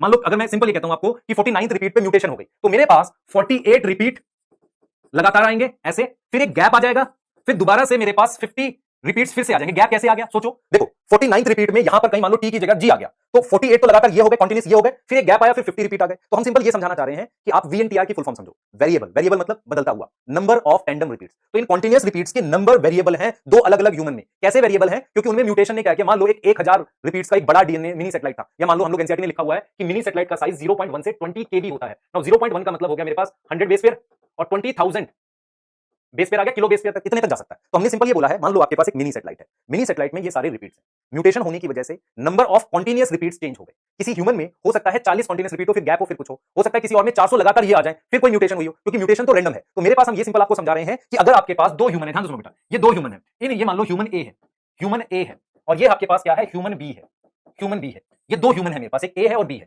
मेरे पास मैंने इसको इस तरीके से मान लो ये रिपीट्स हैं, ऐसे करते करते ये मान लो 1000 रिपीट है। तो ह्यूमन ए में, ह्यूमन ए के किसी एंसेस्टर में कभी मान लो 400 नंबर पर म्यूटेशन हुई थी, 400 जो रिपीट था वहां म्यूटेशन हुई थी। टोटल 1000 रिपीट है इस मिनी सेटेलाइट में। इस मिनी सेटेलाइट में कितने हैं बेटा, 1000 रिपीट है। तो एक म्यूटेशन 400 के बाद हुई, और तो इसका मतलब 400 लगातार रिपीट, फिर एक म्यूटेशन आ गई, फिर उसके बाद मेरे पास 599 रिपीट्स आ गए। अब ह्यूमन बी है, ह्यूमन बी में म्यूटेशन जो हुई, मान लो म्यूटेशन हो गई मान लो 100 नंबर पे, 100 नंबर पे, तो मेरे या 100 पे, ध्यान सुनो, 100 रिपीट्स आ गए, उसके बाद एक म्यूटेशन आ गई, फिर 799 या हम लोग लिख सकते हैं 899 रिपीट्स हो गए मेरे पास। तो मैं सिंपल आपको ये समझाना चाह रहा हूं कि ये दोनों मिनी सेटेलाइट है, दोनों का साइज मान लो 1000 रिपीट्स का है। इस पर होने वाली म्यूटेशन की लोकेशन इस पर होने वाले म्यूटेशन की लोकेशन से अलग हो, और ये म्यूटेशन जरूरी नहीं इनमें हुई हो, इनके एंसेस्टर में हुई थी और इकट्ठी होती चली गई। रिजेक्ट क्यों नहीं हुई, रिजेक्ट इसलिए नहीं हुई, ध्यान सुनो बेटा, रिजेक्ट इसलिए नहीं हुई क्योंकि ये नॉन कोडिंग रीजन पे हुई थी, और नॉन कोडिंग रीजन की म्यूटेशंस रिजेक्ट नहीं होती। तो मैं आपको यहां पर ये समझाने की कोशिश कर रहा हूं, मैं आपको यहां पर ये समझाने की कोशिश कर रहा हूं बेटा कि वीएनटीआर होता क्या है। वीएनटीआर की फुल फॉर्म है variable number of tandem repeats. अब मैं जो लाइनें बोलूंगा उसको कम से कम 3 बार सुनना ध्यान से, तब आपको ये समझ आएगी। मैंने ये बोला है, ध्यान सुनिए, मैंने ये बोला है कि हमें क्या करना है, दो ह्यूमन के बीच में डिफरेंस फाइंड आउट करना है। वो डिफरेंस मुझे उनके नॉन कोडिंग रीजन में मिलेगा। हमने कहा कि नॉन कोडिंग रीजन में भी मैं सैटेलाइट डीएनए पर जाऊंगा जहां मुझे डिफरेंस मिलने के चांसेस ज्यादा हैं। सैटेलाइट डीएनए में भी बड़ी सैटेलाइट होती है, मिनी सैटेलाइट। जितना बड़ा डीएनए होगा उतने चांसेस ऑफ म्यूटेशन बढ़ जाएंगे, क्योंकि रैंडम चेंजेस हो सकते हैं। वो जो म्यूटेशन हो रही है उसकी वजह से जो वेरिएशन आती है उसे पॉलीमॉर्फिज्म कहते हैं। Now polymorphism is a basis, polymorphism is a basis जिसकी वजह से आप डिफरेंस फाइंड आउट करोगे। Due to polymorphism we obtain VNTR. VNTR का मतलब variable number of tandem repeats. मतलब क्या हुआ, अगर 1000 रिपीट इसमें है, सैटेलाइट पे 1000 इसमें है, सेम लोकेशन पे, मान लो क्रोमोसोम नंबर 5 पर 1000 रिपीट ये हैं और 1000 रिपीट ऐसे थे, पर म्यूटेशन होने की वजह से सिर्फ 400 लगातार रिपीट आए, फिर गैप आ गया, फिर आगे आएंगे, तो ऐसे इसमें म्यूटेशन अलग जगह हुई होगी। तो हम ये टारगेट कर रहे हैं कि किसी पर्टिकुलर क्रोमोसोम पर वो जो नंबर ऑफ रिपीट्स थे उनका नंबर वेरिएबल होगा दो ह्यूमन में, क्योंकि उनमें होने वाली म्यूटेशन उनके एंसेस्टर्स के थ्रू अलग अलग आई होगी। ऐसे हम पता करते हैं डिफरेंस। तो what is VNTR, VNTR is variable number of tandem repeats, variable number of tandem repeats. ये चीज हमें ध्यान रखनी है। Variable number of tandem repeats का मतलब है कि जो लगातार रिपीट्स हैं उनका नंबर काफी वेरिएबल है, उनका नंबर काफी ज्यादा वेरिएबल है। वेरिएबल का मतलब काफी ज्यादा वेरी कर रहा है। कैसे वेरी कर रहा है, क्योंकि म्यूटेशन अलग अलग हुई है। इतनी चीज याद रखो। अब ये कैसे करेंगे, आप ये एग्जैक्टली करते कैसे हैं उसको समझने की कोशिश करना। अगर ये समझ आ गया तो पूरा प्रोसेस इजी है। देखो हम क्या करेंगे, मेरे पास मान लो ये क्रोमोसोम नंबर 5 है, ध्यान सुनना, ये क्रोमोसोम नंबर 5 है ह्यूमन ए का, क्रोमोसोम नंबर 5 है ह्यूमन ए का, ह्यूमन ए का, ठीक है। ये मेरे पास क्रोमोसोम नंबर 5 है ह्यूमन बी का।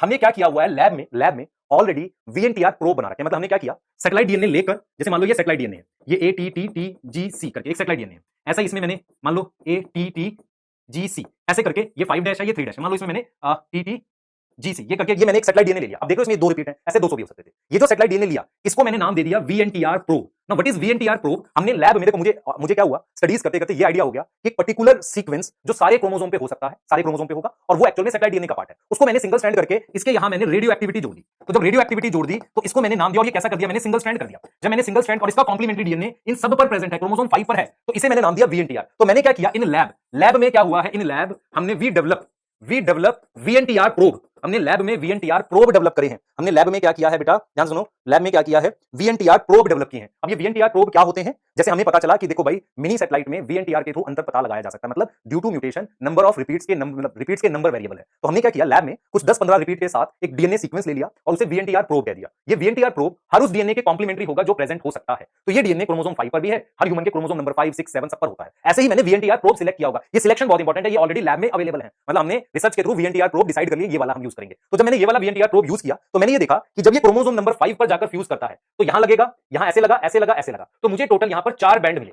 ठीक है, 4 बैंड मिले। क्लियर, 4 बैंड का मतलब ये वीएनटीआर प्रोब 4 जगह कॉम्प्लीमेंट्री है एक क्रोमोसोम पे। ह्यूमन बी पर जब वो फ्यूज किया तो मुझे 4 की जगह हो सकता है 6 बैंड मिल जाए। तो इसका मतलब ये हुआ कि ये वीएनटीआर प्रोब यहां पर ज्यादा रीजन के कॉम्प्लीमेंट्री है। ऐसा क्यों हुआ, क्योंकि हो सकता है म्यूटेशन की वजह से वो वीएनटीआर रीजन जो था जिसका ये कॉम्प्लीमेंट्री था वो बदल चुका हो। तो इसका मतलब ये अलग ह्यूमन का डीएनए, ये अलग ह्यूमन का डीएनए। अगर ये दोनों सेम ह्यूमन का क्रोमोसोम नंबर 5 होता तो नंबर ऑफ बैंड सेम आते। ऐसे हम करते हैं। तो मैंने आपको क्या बोला, मैं एक बार पूरा सीक्वेंस रिपीट कर रहा हूं। पहला हमने क्या बोला, सबसे पहले हमने बोला है कि भाई देखो हमने सीक्वेंसिंग नहीं करनी, हमने क्या करना है, डिफरेंस पता लगाना है। डिफरेंस पता लगाने के लिए नॉन कोडिंग रीजन पे जाओ जहां डिफरेंस मिलने के बहुत हाई चांसेस हैं। उसमें भी आप क्या पता करो बेटा, नॉन कोडिंग रीजन में भी आप एक स्पेशल डीएनए पे जाओ जिसे आप सैटेलाइट डीएनए कहते हो। सैटेलाइट डीएनए एक स्पेशल टाइप का डीएनए होता है जिसमें कोई पर्टिकुलर सीक्वेंस बार-बार रिपीट होता है। साइज और नंबर ऑफ रिपीट की वजह से मिनी और माइक्रो सैटेलाइट बोलते हैं। मिनी सैटेलाइट कंपैरेटिवली बड़ा है इसलिए डिफरेंसेस फाइंड करने ज्यादा इजी होंगे, तो you go for minisatellite. Now in minisatellite what we found, minisatellite में हमें क्या मिलता है, ध्यान सुनेंगे। मिनी सैटेलाइट में हमें क्या मिलता है मैं क्लियर बता देता हूं। मिनी सैटेलाइट में मुझे ऐसा दिखेगा कि यार डिफरेंसेस तो मिल रहे हैं, डिफरेंसेस, ध्यान सुनो बेटा, डिफरेंसेस तो हैं, पर हमने ये समझना है कि क्योंकि वो नॉन कोडिंग है और एंसेस्टर के थ्रू डिफरेंसेस इकट्ठे होते हुए आ गए होंगे, तो मैं ये कहूंगा कि मेरे क्रोमोसोम नंबर 5 और आपके क्रोमोसोम नंबर 5 में उस सैटेलाइट, मिनी सैटेलाइट की लोकेशन पर कुछ डिफरेंसेस होंगे।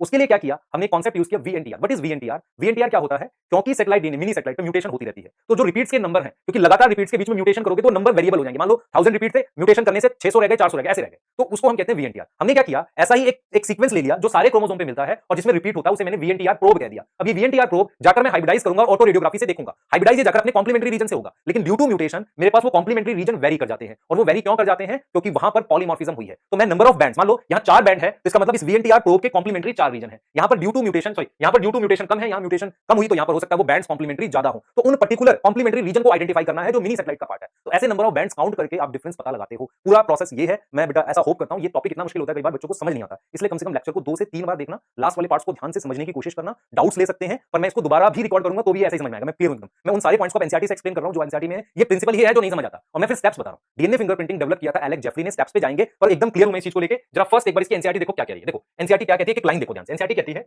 कि हमने ह्यूमन जीनोम प्रोजेक्ट से ये पता किया कि 99.9% डीएनए सेम है, ठीक है, और टोटल ह्यूमन जीनोम कितना है, 3 × 10⁹ बेस पेयर है, ठीक है, क्लियर, सही है, ठीक है। It is these differences in the sequence of DNA which make every individual unique in their phenotypic appearance, है ना, यही वो अंतर है जिसकी वजह से दोनों में, किसी दो ह्यूमन में अंतर आता है, ठीक है, क्लियर। तो हमें उनके बीच में क्या पता करना है, डिफरेंस पता करना है। लेकिन वो कह रहा है कि अगर पॉइंट देखो, अगर 0.1% हमारे पास क्या है, डिफरेंट है, तो वो 0.1% भी कितना होगा, 3 × 10⁶ बेस पेयर होगा। अगर उसे मुझे कंपेयर करना हो तो ये भी एक डॉन्टिंग टास्क है। डॉन्टिंग मतलब मुश्किल टास्क है कि इतने डीएनए को भी कंपेयर करना। तो क्यों ना हम स्पेसिफिक रीजन पे जाएं। तो एनसीईआरटी ने कहा है DNA fingerprinting involve identifying difference in some specific region in DNA sequence called repetitive DNA. तो एनसीईआरटी क्लियर है इस बात को लेके कि उसने बिल्कुल ये क्लियर बोला है कि अंतर मुझे वहां पता करना है जो मेरे पास रेपिटेटिव डीएनए है। व्हाट इज रेपिटेटिव डीएनए, एक ऐसा डीएनए, ध्यान सुनो बेटा, रेपिटेटिव डीएनए की बात कर रहे हैं हम लोग। रेपिटेटिव डीएनए क्या है, एक ऐसा डीएनए हमें वहां पता करना, because in this sequence a small stretch of DNA is repeated many times. समझ आ रहा है, जैसे जीटीटीसी करके वो सीक्वेंस बार-बार रिपीट हो रहा है। The repetitive DNA are separated from, देख रहे हो, अगर मैं किसी का जीनोमिक डीएनए निकालूं तो different peak during caesium chloride density centrifugation. अगर आप डेंसिटी सेंट्रीफ्यूगेशन करेंगे, डेंसिटी ग्रेडियंट सेंट्रीफ्यूगेशन करेंगे तो उसमें ये अलग हो जाएगा। कैसे अलग हो जाएगा, डेंसिटी की वजह से। तो बल्क डीएनए फॉर्म ज्यादा मिलेगा मुझे, और छोटे पीक मतलब स्मॉल सेगमेंट्स में मुझे क्या मिलेगा, सैटेलाइट डीएनए मिलेगा। तो जो प्राइमरी हो गया वो ये, सेकेंडरी हो गया सैटेलाइट डीएनए। और कह रहा है डिपेंडिंग ऑन बेस कंपोजिशन 80 है, जीसी रिच है, क्योंकि जीसी रिच की डेंसिटी ज्यादा होती है। Length of segment and number of repeat, length of repeat है बेटा, सेगमेंट मतलब length of repeat and number of repeat. Satellite DNA को 2 कैटेगरी में डिवाइड करते हैं, मिनी और माइक्रो, ठीक है। दी सीक्वेंस नॉर्मली, ध्यान से देखेंगे, दी सीक्वेंस, ध्यान से देखेंगे बेटा एक बार इसको देखो, this sequence do not code for any protein. तो ये एग्जैक्टली कह रहा है कि ये जो सीक्वेंस है किसी प्रोटीन के लिए कोड नहीं करता। ये आपके सामने है, not code for non coding हो गए, ठीक है। और ये एक लार्ज पोर्शन बनाते हैं, large portion in the sense maximum, तो ये लार्ज पोर्शन मतलब नॉन कोडिंग है। ये this sequence show high degree of polymorphism, हमने कहा था ना high degree of polymorphism show करेगा, इसीलिए ये बेसिस है डीएनए फिंगरप्रिंटिंग का। Why we are using satellite DNA, because उसमें ज्यादा डिफरेंस मिलता है, high degree of polymorphism. Since DNA from every tissue, blood, hair, मान लो हमारी बॉडी, ध्यान सुनो बच्चे, यहां पर देखो, हमारी बॉडी के हर एक सेल में same degree of polymorphism, because it derive from zygote की mutation. If it derive from mutation of zygote, तो डिग्री ऑफ पॉलीमॉर्फिज्म क्या है, सेम रहेगा, ठीक है, क्लियर, सही है। They become very useful identification tool in forensic application, क्योंकि कह रहे हैं भाई देखो फोरेंसिक एप्लीकेशन में क्या हुआ, आपने सस्पेक्ट से डीएनए मांगा और क्राइम सीन पे हेयर मिला, उसके डीएनए को कंपेयर करोगे तो आप कहोगे अगर सेम डिग्री ऑफ पॉलीमॉर्फिज्म है तो this person was present at crime scene. तो इसका मतलब ये फोरेंसिक में काफी इंपॉर्टेंट हो गया। Further as polymorphism are inheritable from parent to children, तो इसीलिए पैटर्निटी टेस्ट में देखो देखो हम ये कह रहे हैं कि हमारा स्किन सेल और ब्लड सेल में सेम डिग्री ऑफ पॉलीमॉर्फिज्म है, तो इसका मतलब हम क्राइम सीन से पता कर सकते हैं। दूसरा पैटर्निटी टेस्ट में भी ये यूजफुल रहेगा, ठीक है, आगे आ जाओ। अब पॉलीमॉर्फिज्म एक्जेक्टली क्या होता है, देखो पॉलीमॉर्फिज्म इज अ क्या है? DNA sequence basis of genetic mapping और ह्यूमन जीनोम दोनों में यूज कर सकते हैं। It is essential to understand what is DNA polymorphism means simple term polymorphism का मतलब है वेरिएशन एट जेनेटिक लेवल। अगर जेनेटिक लेवल पर कोई वेरिएशन होती है तो उसे हम क्या नाम देते हैं? उसे हम नाम देते हैं पॉलीमॉर्फिज्म। ठीक है, अराइज ड्यू टू म्यूटेशन। ठीक है, different kind of mutation and their effect that you have already studied in chapter 5 है ना। डिफरेंट टाइप ऑफ, ध्यान सुनिए बेटा, different type kind of mutation and their effect. ठीक है, clear. New mutation may arise in an individual either in somatic cell और in the germ cell. आप इस चीज को समझे ध्यान से बेटा। हम ये कह रहे हैं, ध्यान से देखो, हमने क्या बोला है? हमने बोला है कि न्यू म्यूटेशन, जो नई म्यूटेशन है, वो आ सकती है किसमें? इंडिविजुअल में, आइदर इन सोमैटिक सेल और इन अ जर्म सेल। समझो इस चीज को, सोमैटिक सेल में आ सकती है और हमारे पास किसमें आ सकती है? जर्म सेल में। ठीक है, मतलब क्या बोल रहा है? देखो ध्यान से, polymorphism is genetic level mutation जो हुई है, वेरिएशन हुई है। ठीक है, उसके बाद ये कह रहा है कि नई म्यूटेशन किसमें आ सकती है? सोमैटिक सेल में भी आ सकती है और जर्म सेल में भी। अगली जनरेशन में कौन से वाली जाएगी? जर्म सेल वाली, है ना। ठीक है, ये कह रहा है अगर जर्म सेल की म्यूटेशन हो और वो उसको इंडिविजुअल में कोई प्रॉब्लम ना लाए, जैसे मान लो जर्म सेल में म्यूटेशन और इंडिविजुअल मर जाए तो म्यूटेशन भी खत्म हो गई, तो पर वो कोई प्रॉब्लम ना लाए तो आगे अगली जनरेशन में पास होगी और स्प्रेड होगी, अदर मेंबर्स की प्रोजेनी में जाएगी। ठीक है, अब इसने ये बोला बेटा, जो अलील्स होती हैं, अलील्स, अलील्स क्या है? सीक्वेंस वेरिएशन होती है। याद करो, मैंने कहा ना कि दो एलील में क्या फर्क होता है? उनके डीएनए सीक्वेंस में माइनर डिफरेंस होता है, तो वो भी क्या है? एक तरीके से डीएनए पॉलीमॉर्फिज्म है। क्लियर, यहां तक समझ में आ रहा है? ठीक है, क्लियर। तो अब ये चीज और इसने बोली है बेटा, if more than one variant at a locus occur in human population with a frequency greater than, इसको तब एलील कहते हैं। देखो व्हाट इज डिफरेंस, इसने यहां पे एक पॉइंट बोल दिया है कि भाई अगर किसी लोकस पर, लोकस मतलब याद करो लोकाई पढ़ा था हमने, अगर किसी लोकाई पर म्यूटेशन होती है और वहां पे पॉलीमॉर्फिज्म हो गई, अगर उसके बहुत सारे इंडिविजुअल पॉपुलेशन में मिलते हैं जिनकी फ्रीक्वेंसी इससे ज्यादा है, तब उसे हम एलील बोल देते हैं। In simple term, if an inheritable mutation is observed in a population at high frequency, it is referred as DNA polymorphism. तो डीएनए पॉलीमॉर्फिज्म सिंपल टर्म में ड्यू टू म्यूटेशन हमारे पास जो वेरिएशन आती है जेनेटिक लेवल पे और वो पॉपुलेशन में दिखे, उसे हम डीएनए पॉलीमॉर्फिज्म कहते हैं। ठीक है, क्लियर। और ये पॉलीमॉर्फिज्म ज्यादा किसमें होगी बेटा? नॉन कोडिंग सीक्वेंस में ज्यादा होगी, क्योंकि वो रिजेक्ट नहीं होगी। ठीक है, क्योंकि वो they not have any immediate impact, किसी भी इंडिविजुअल में इमीडिएट इंपैक्ट नहीं है, रिजेक्ट नहीं हो रही है। These mutations keep on accumulating generation after generation. ये म्यूटेशन एक जनरेशन के बाद दूसरे जनरेशन में क्या होती जाती है? इकट्ठी होती जाती है। मैं इसीलिए कह रहा हूं कि जो मिनी सैटेलाइट है उस पर जो म्यूटेशन हुई है वो जनरेशन बाय जनरेशन क्या हो गई है? इकट्ठी होती चली गई है। इकट्ठी होती चली गई से मतलब क्या हुआ कि जैसे मान लो एंसेस्टर में एक म्यूटेशन हुई, क्योंकि मिनी सैटेलाइट या satellite DNA was non coding DNA, वो रिजेक्ट नहीं हुई। अगर वो जर्म सेल में हुई तो इकट्ठी हुई, ऐसे होते होते वो पास ऑन होती चली गई। इसी को तो there is a variety of different type of polymorphism ranging from single nucleotide, है ना, एसएनपी की बात कर रहा है बेटा, single nucleotide polymorphism and very large scale changes for evolution and speciation. Such polymorphism play important role. मतलब आप एक चीज समझो ध्यान से, मैं आपको कहता हूं कि कभी फ्यूचर में कोई नई जीन इवॉल्व करनी है और नई स्पीशीज बनानी है तो उसके लिए जेनेटिक लेवल वेरिएशन तो चाहिए होगी। नई जीन बनेगी कैसे? एग्जिस्टिंग नॉन कोडिंग रीजंस में म्यूटेशन होगी। तो ये पूरा पैराग्राफ ये बता रहा है कि पॉलीमॉर्फिज्म क्या exactly, what is polymorphism, genetic level variation. वो कोडिंग में भी हो सकती है, नॉन कोडिंग, नॉन कोडिंग वाली रिजेक्ट नहीं होती। अगर वो जर्म सेल में हो गई और नॉन कोडिंग रीजन में हुई है तो आगे पास ऑन होकर चली जाएगी। पॉलीमॉर्फिज्म एसएनपी भी हो सकती है, सिंगल न्यूक्लियोटाइड चेंज भी हो सकता है, बड़े स्केल की भी हो सकती है, ज्यादा भी हो सकती है। और वो बेसिकली किसके लिए हेल्पफुल होती है? वो हो किस लिए रही है? स्पीशिएशन के लिए और नई जीन बनाने के लिए। पर हम उनको बेसिस बनाकर डीएनए फिंगरप्रिंटिंग में डिफरेंसेस फाइंड आउट कर सकते हैं। ठीक है, अब ये क्या बोला है? तो technique of DNA fingerprinting initially developed by Alec Jeffrey. ठीक है, इसने क्या यूज किया था बेटा? Satellite DNA as a probe. देख रहे हो, मैंने वीएनटीआर प्रोब की बात की थी, तो ही use satellite DNA as a probe जिसमें डिग्री ऑफ पॉलीमॉर्फिज्म बहुत ज्यादा है, वेरिएशन ज्यादा मिलती है, और उसे उन्होंने क्या बोला? VNTR probe, VNTR variable number of tandem repeats. ठीक है, अब ये क्या करेंगे, सदन ब्लॉट क्या होता है ये सब बता रहा हूं। ठीक है, क्लियर। सदन blot, radio label, VNTR probe, ये सारा कुछ बता रहा हूं। ये स्टेप्स है बेटा। अब हमारे पास ये स्टेप्स हैं। अभी तक सिर्फ प्रिंसिपल था डीएनए फिंगरप्रिंटिंग का, जो हमने इतनी देर तक पढ़ा, वो प्रिंसिपल था। अगर एक लाइन समझ आ जाएगी आपको तो आपके लिए बहुत ही अच्छा रहेगा। ठीक है, क्लियर। ठीक है, नेक्स्ट बात करते हैं बेटा। देखो हम नेक्स्ट क्या बात कर रहे हैं, ध्यान से सुनिए आप लोग। नेक्स्ट हम लोग बात कर रहे हैं अब स्टेप्स, डीएनए फिंगरप्रिंटिंग के स्टेप्स क्या है। ठीक है, स्टेप्स क्या है हमारे पास डीएनए फिंगरप्रिंटिंग के, उसकी बात करनी है। सबसे पहला स्टेप, ध्यान से सुनना बड़ा इंपॉर्टेंट है, डीएनए फिंगरप्रिंटिंग के स्टेप्स की बात कर रहे हैं। सबसे पहला स्टेप हमारे पास आइसोलेशन ऑफ डीएनए। हम डीएनए को आइसोलेट करते हैं सोर्स सेल से। सोर्स सेल क्या हो सकता है? मान लो हेयर सेल, है ना, हेयर सेल हो सकता है, स्किन सेल हो सकता है, कुछ भी, कोई भी सेल हो सकता है, हेयर सेल, स्किन सेल, कुछ भी। ठीक है, तो मैंने डीएनए को आइसोलेट कर लिया। ठीक है, उसके बाद उसको कट कर दो, कट विद रिस्ट्रिक्शन एंजाइम। उसको किससे काट दो? रिस्ट्रिक्शन एंजाइम से काट दो। ठीक है, क्या कट कर दो? रिस्ट्रिक्शन एंजाइम से उसको कट कर दो। ठीक है, थर्ड क्या करो बेटा? जेल इलेक्ट्रोफोरेसिस करो। जेल इलेक्ट्रोफोरेसिस करोगे तो डीएनए सेपरेट हो जाएगा on the basis of sieving effect की वजह से, साइज की वजह से, छोटे साइज का फास्ट रन रहेगा। तो जेल इलेक्ट्रोफोरेसिस करोगे जिससे सेपरेशन ऑफ डीएनए होगी। क्या होगी? सेपरेशन ऑफ डीएनए होगी। ये किसने डेवलप किया बेटा? एलेक जेफरी, है ना, सेपरेशन ऑफ डीएनए हो गई। मैंने जेल इलेक्ट्रोफोरेसिस कर दिया। अब क्या करूंगा मैंने बेटा आइसोलेशन ऑफ डीएनए किया, कट विद रिस्ट्रिक्शन एंजाइम। ठीक है, कट विद रिस्ट्रिक्शन एंजाइम, और मैंने क्या किया? जेल इलेक्ट्रोफोरेसिस कर दी, जिसे मैंने सेपरेशन ऑफ डीएनए का। ठीक है, क्लियर, मैंने ये कर दी बेटा, सेपरेशन ऑफ डीएनए कर दिया। अब डीएनए मेरे पास किस पे है? जेल पे। हम क्या करते हैं, ध्यान सुनिए, हमें डीएनए को क्या करना पड़ता है? किसी ऐसे पेपर पे और नाइलॉन की मेम्ब्रेन पर लाना पड़ता है ताकि मैं आगे का प्रोसेस कर सकूं। देखो आप डीएनए को किस पर ले आए हो? जेल पे ले आओ। तो DNA is on gel, is need to transfer on nitrocellulose membrane और नाइलॉन मेम्ब्रेन। किसी एक पर ले आए, मतलब डीएनए को हम किसी एक पर ले आए। DNA is on gel, is need to transfer on nitrocellulose membrane और नाइलॉन मेम्ब्रेन। किसी एक पर मैं लेकर आता हूं, उसे हम कहते हैं ब्लॉटिंग। ब्लॉटिंग मतलब एक तरीके से ट्रांसफर कर रहे हैं। तो एक साइंटिस्ट है जिनका नाम सदन था, उन्होंने ये प्रोसेस डेवलप किया था, इसे इसलिए कहते हैं सदन ब्लॉट। तो सदन ब्लॉट क्या होता है जरा देख लो, मैं आपको बता रहा हूं। मान लो आपके पास ये जेल है, ये एग्रोस जेल है। तो एग्रोस जेल जो था मेरे पास, एग्रोस जेल, इस एग्रोस जेल पे मेरे पास डीएनए प्रेजेंट है। क्या प्रेजेंट है? डीएनए प्रेजेंट है। ठीक है, एग्रोस जेल पे मेरे पास क्या प्रेजेंट है बेटा? डीएनए प्रेजेंट है। समझ लो इस बात को। तो एग्रोस जेल पे मेरे पास क्या प्रेजेंट है? डीएनए प्रेजेंट है। समझना, इसे बहुत इंपॉर्टेंट है। ठीक है, तो एग्रोस जेल पे मेरे पास क्या है? डीएनए प्रेजेंट है एग्रोस जेल पे। ठीक है, क्लियर हो गई बात? ठीक, अब जरा आगे सुनना। तो एग्रॉस जेल पे मेरे पास डीएनए प्रेजेंट है, ये बैंड की फॉर्म में ऐसे। आप क्या चाह रहे हो? आप चाह क्या रहे हो? आप चाह रहे हो कि डीएनए जो एग्रॉस जेल का वो किसी और मेम्ब्रेन पे चला जाए, उसकी उस मेम्ब्रेन पर ट्रांसफर करने के प्रोसेस को कहते हैं सदन ब्लॉट। तो हम एक तरीके से जब डीएनए ट्रांसफर करेंगे, डीएनए के फ्रेगमेंट्स को अगर हम ट्रांसफर करते हैं, ट्रांसफर ऑन नाइलॉन मेम्ब्रेन, क्योंकि मुझे डीएनए को सिंगल स्ट्रैंड करना है, उसके लिए हो सकता है हीट करना पड़े और जेल पिघल जाएगा। तो उसको कैसे करते हैं? देखो, मान लो मैं एक कंटेनर दिखाता हूं आपको, देखो कैसे हम करेंगे, ध्यान से सुनना इस बात को। मेरे पास ये एग्रॉस जेल है, इस पर डीएनए, ये जो चीज ऐसे है, ये जो चीज ऐसे है, इसको मैंने ऐसे लगा रखा है, ये चीज, ये रहा एग्रॉस जेल, ठीक है, इस पर डीएनए है, इस पर क्या है मेरे पास, एग्रॉस जेल में डीएनए है, ठीक। उसके बाद ये वो मेम्ब्रेन है जिस पर मुझे सेम लोकेशन पर डीएनए ट्रांसफर करना है। दिस इज नाइलॉन मेम्ब्रेन, मान लो दिस इज मेरे पास क्या है, नाइलॉन मेम्ब्रेन, ठीक। अब ये मेरे पास क्या हो गया, यहां पर मैंने एक फिल्टर पेपर लगा दिया और एक फिल्टर पेपर यहां लगा दिया। फिल्टर पेपर क्या होता है? कैपिलरी एक्शन होता है। तो एक तरीके का मैंने यहां फिल्टर पेपर लगा दिया, यहां भी लगा दिया और यहां भी लगा दिया, और इसमें मेरे पास बफर है, इसमें मेरे पास क्या बफर। तो बफर जो होगा, ध्यान सुनो, बफर जो होगा मूव करेगा, मूव फ्रॉम, देखो बफर जो होगा यहां से ऊपर की तरफ मूव करेगा एक फिल्टर पेपर से दूसरे फिल्टर पेपर पे। अगर आपने कभी फिल्टर पेपर पर देखा है, पानी बहुत तेजी से एब्जॉर्ब करता है, तो बफर जो होगा वो ऐसे ऊपर मूव करेगा, तो यहां से डीएनए को निकालेगा और इसके ऊपर लगा देगा। मतलब जैसे जब पानी ऐसे ऊपर मूव कर रहा होगा तो यहां से वो क्या करेगा, यहां से वो डीएनए को निकालेगा और ऊपर मूव कर देगा ऐसे। तो ये चीज समझो। तो बेसिकली क्या होगा, कि यहां से डीएनए ऐसे निकलेगा और इस पर लग जाएगा, किस पे, नाइलॉन मेम्ब्रेन पे। तो नाइलॉन मेम्ब्रेन पर कैसे लगा, यहां पर आपने बफर ले लिया, एक फिल्टर पेपर ये है, एक फिल्टर पेपर ये है, ये मेरे पास जेल है। तो जब पानी ऊपर जाएगा तो डीएनए को उस जेल में से निकालकर सेम लोकेशन पर किस पर लगा देगा, नाइलॉन मेम्ब्रेन पर। तो डीएनए मुझे अब नाइलॉन मेम्ब्रेन पर, ध्यान सुनिए बेटा, अब मेरे पास क्या हो जाएगा, मैं लिख रहा हूं यहां पर, बफर मूव फ्रॉम, कहां से, filter paper to gel and then another filter paper.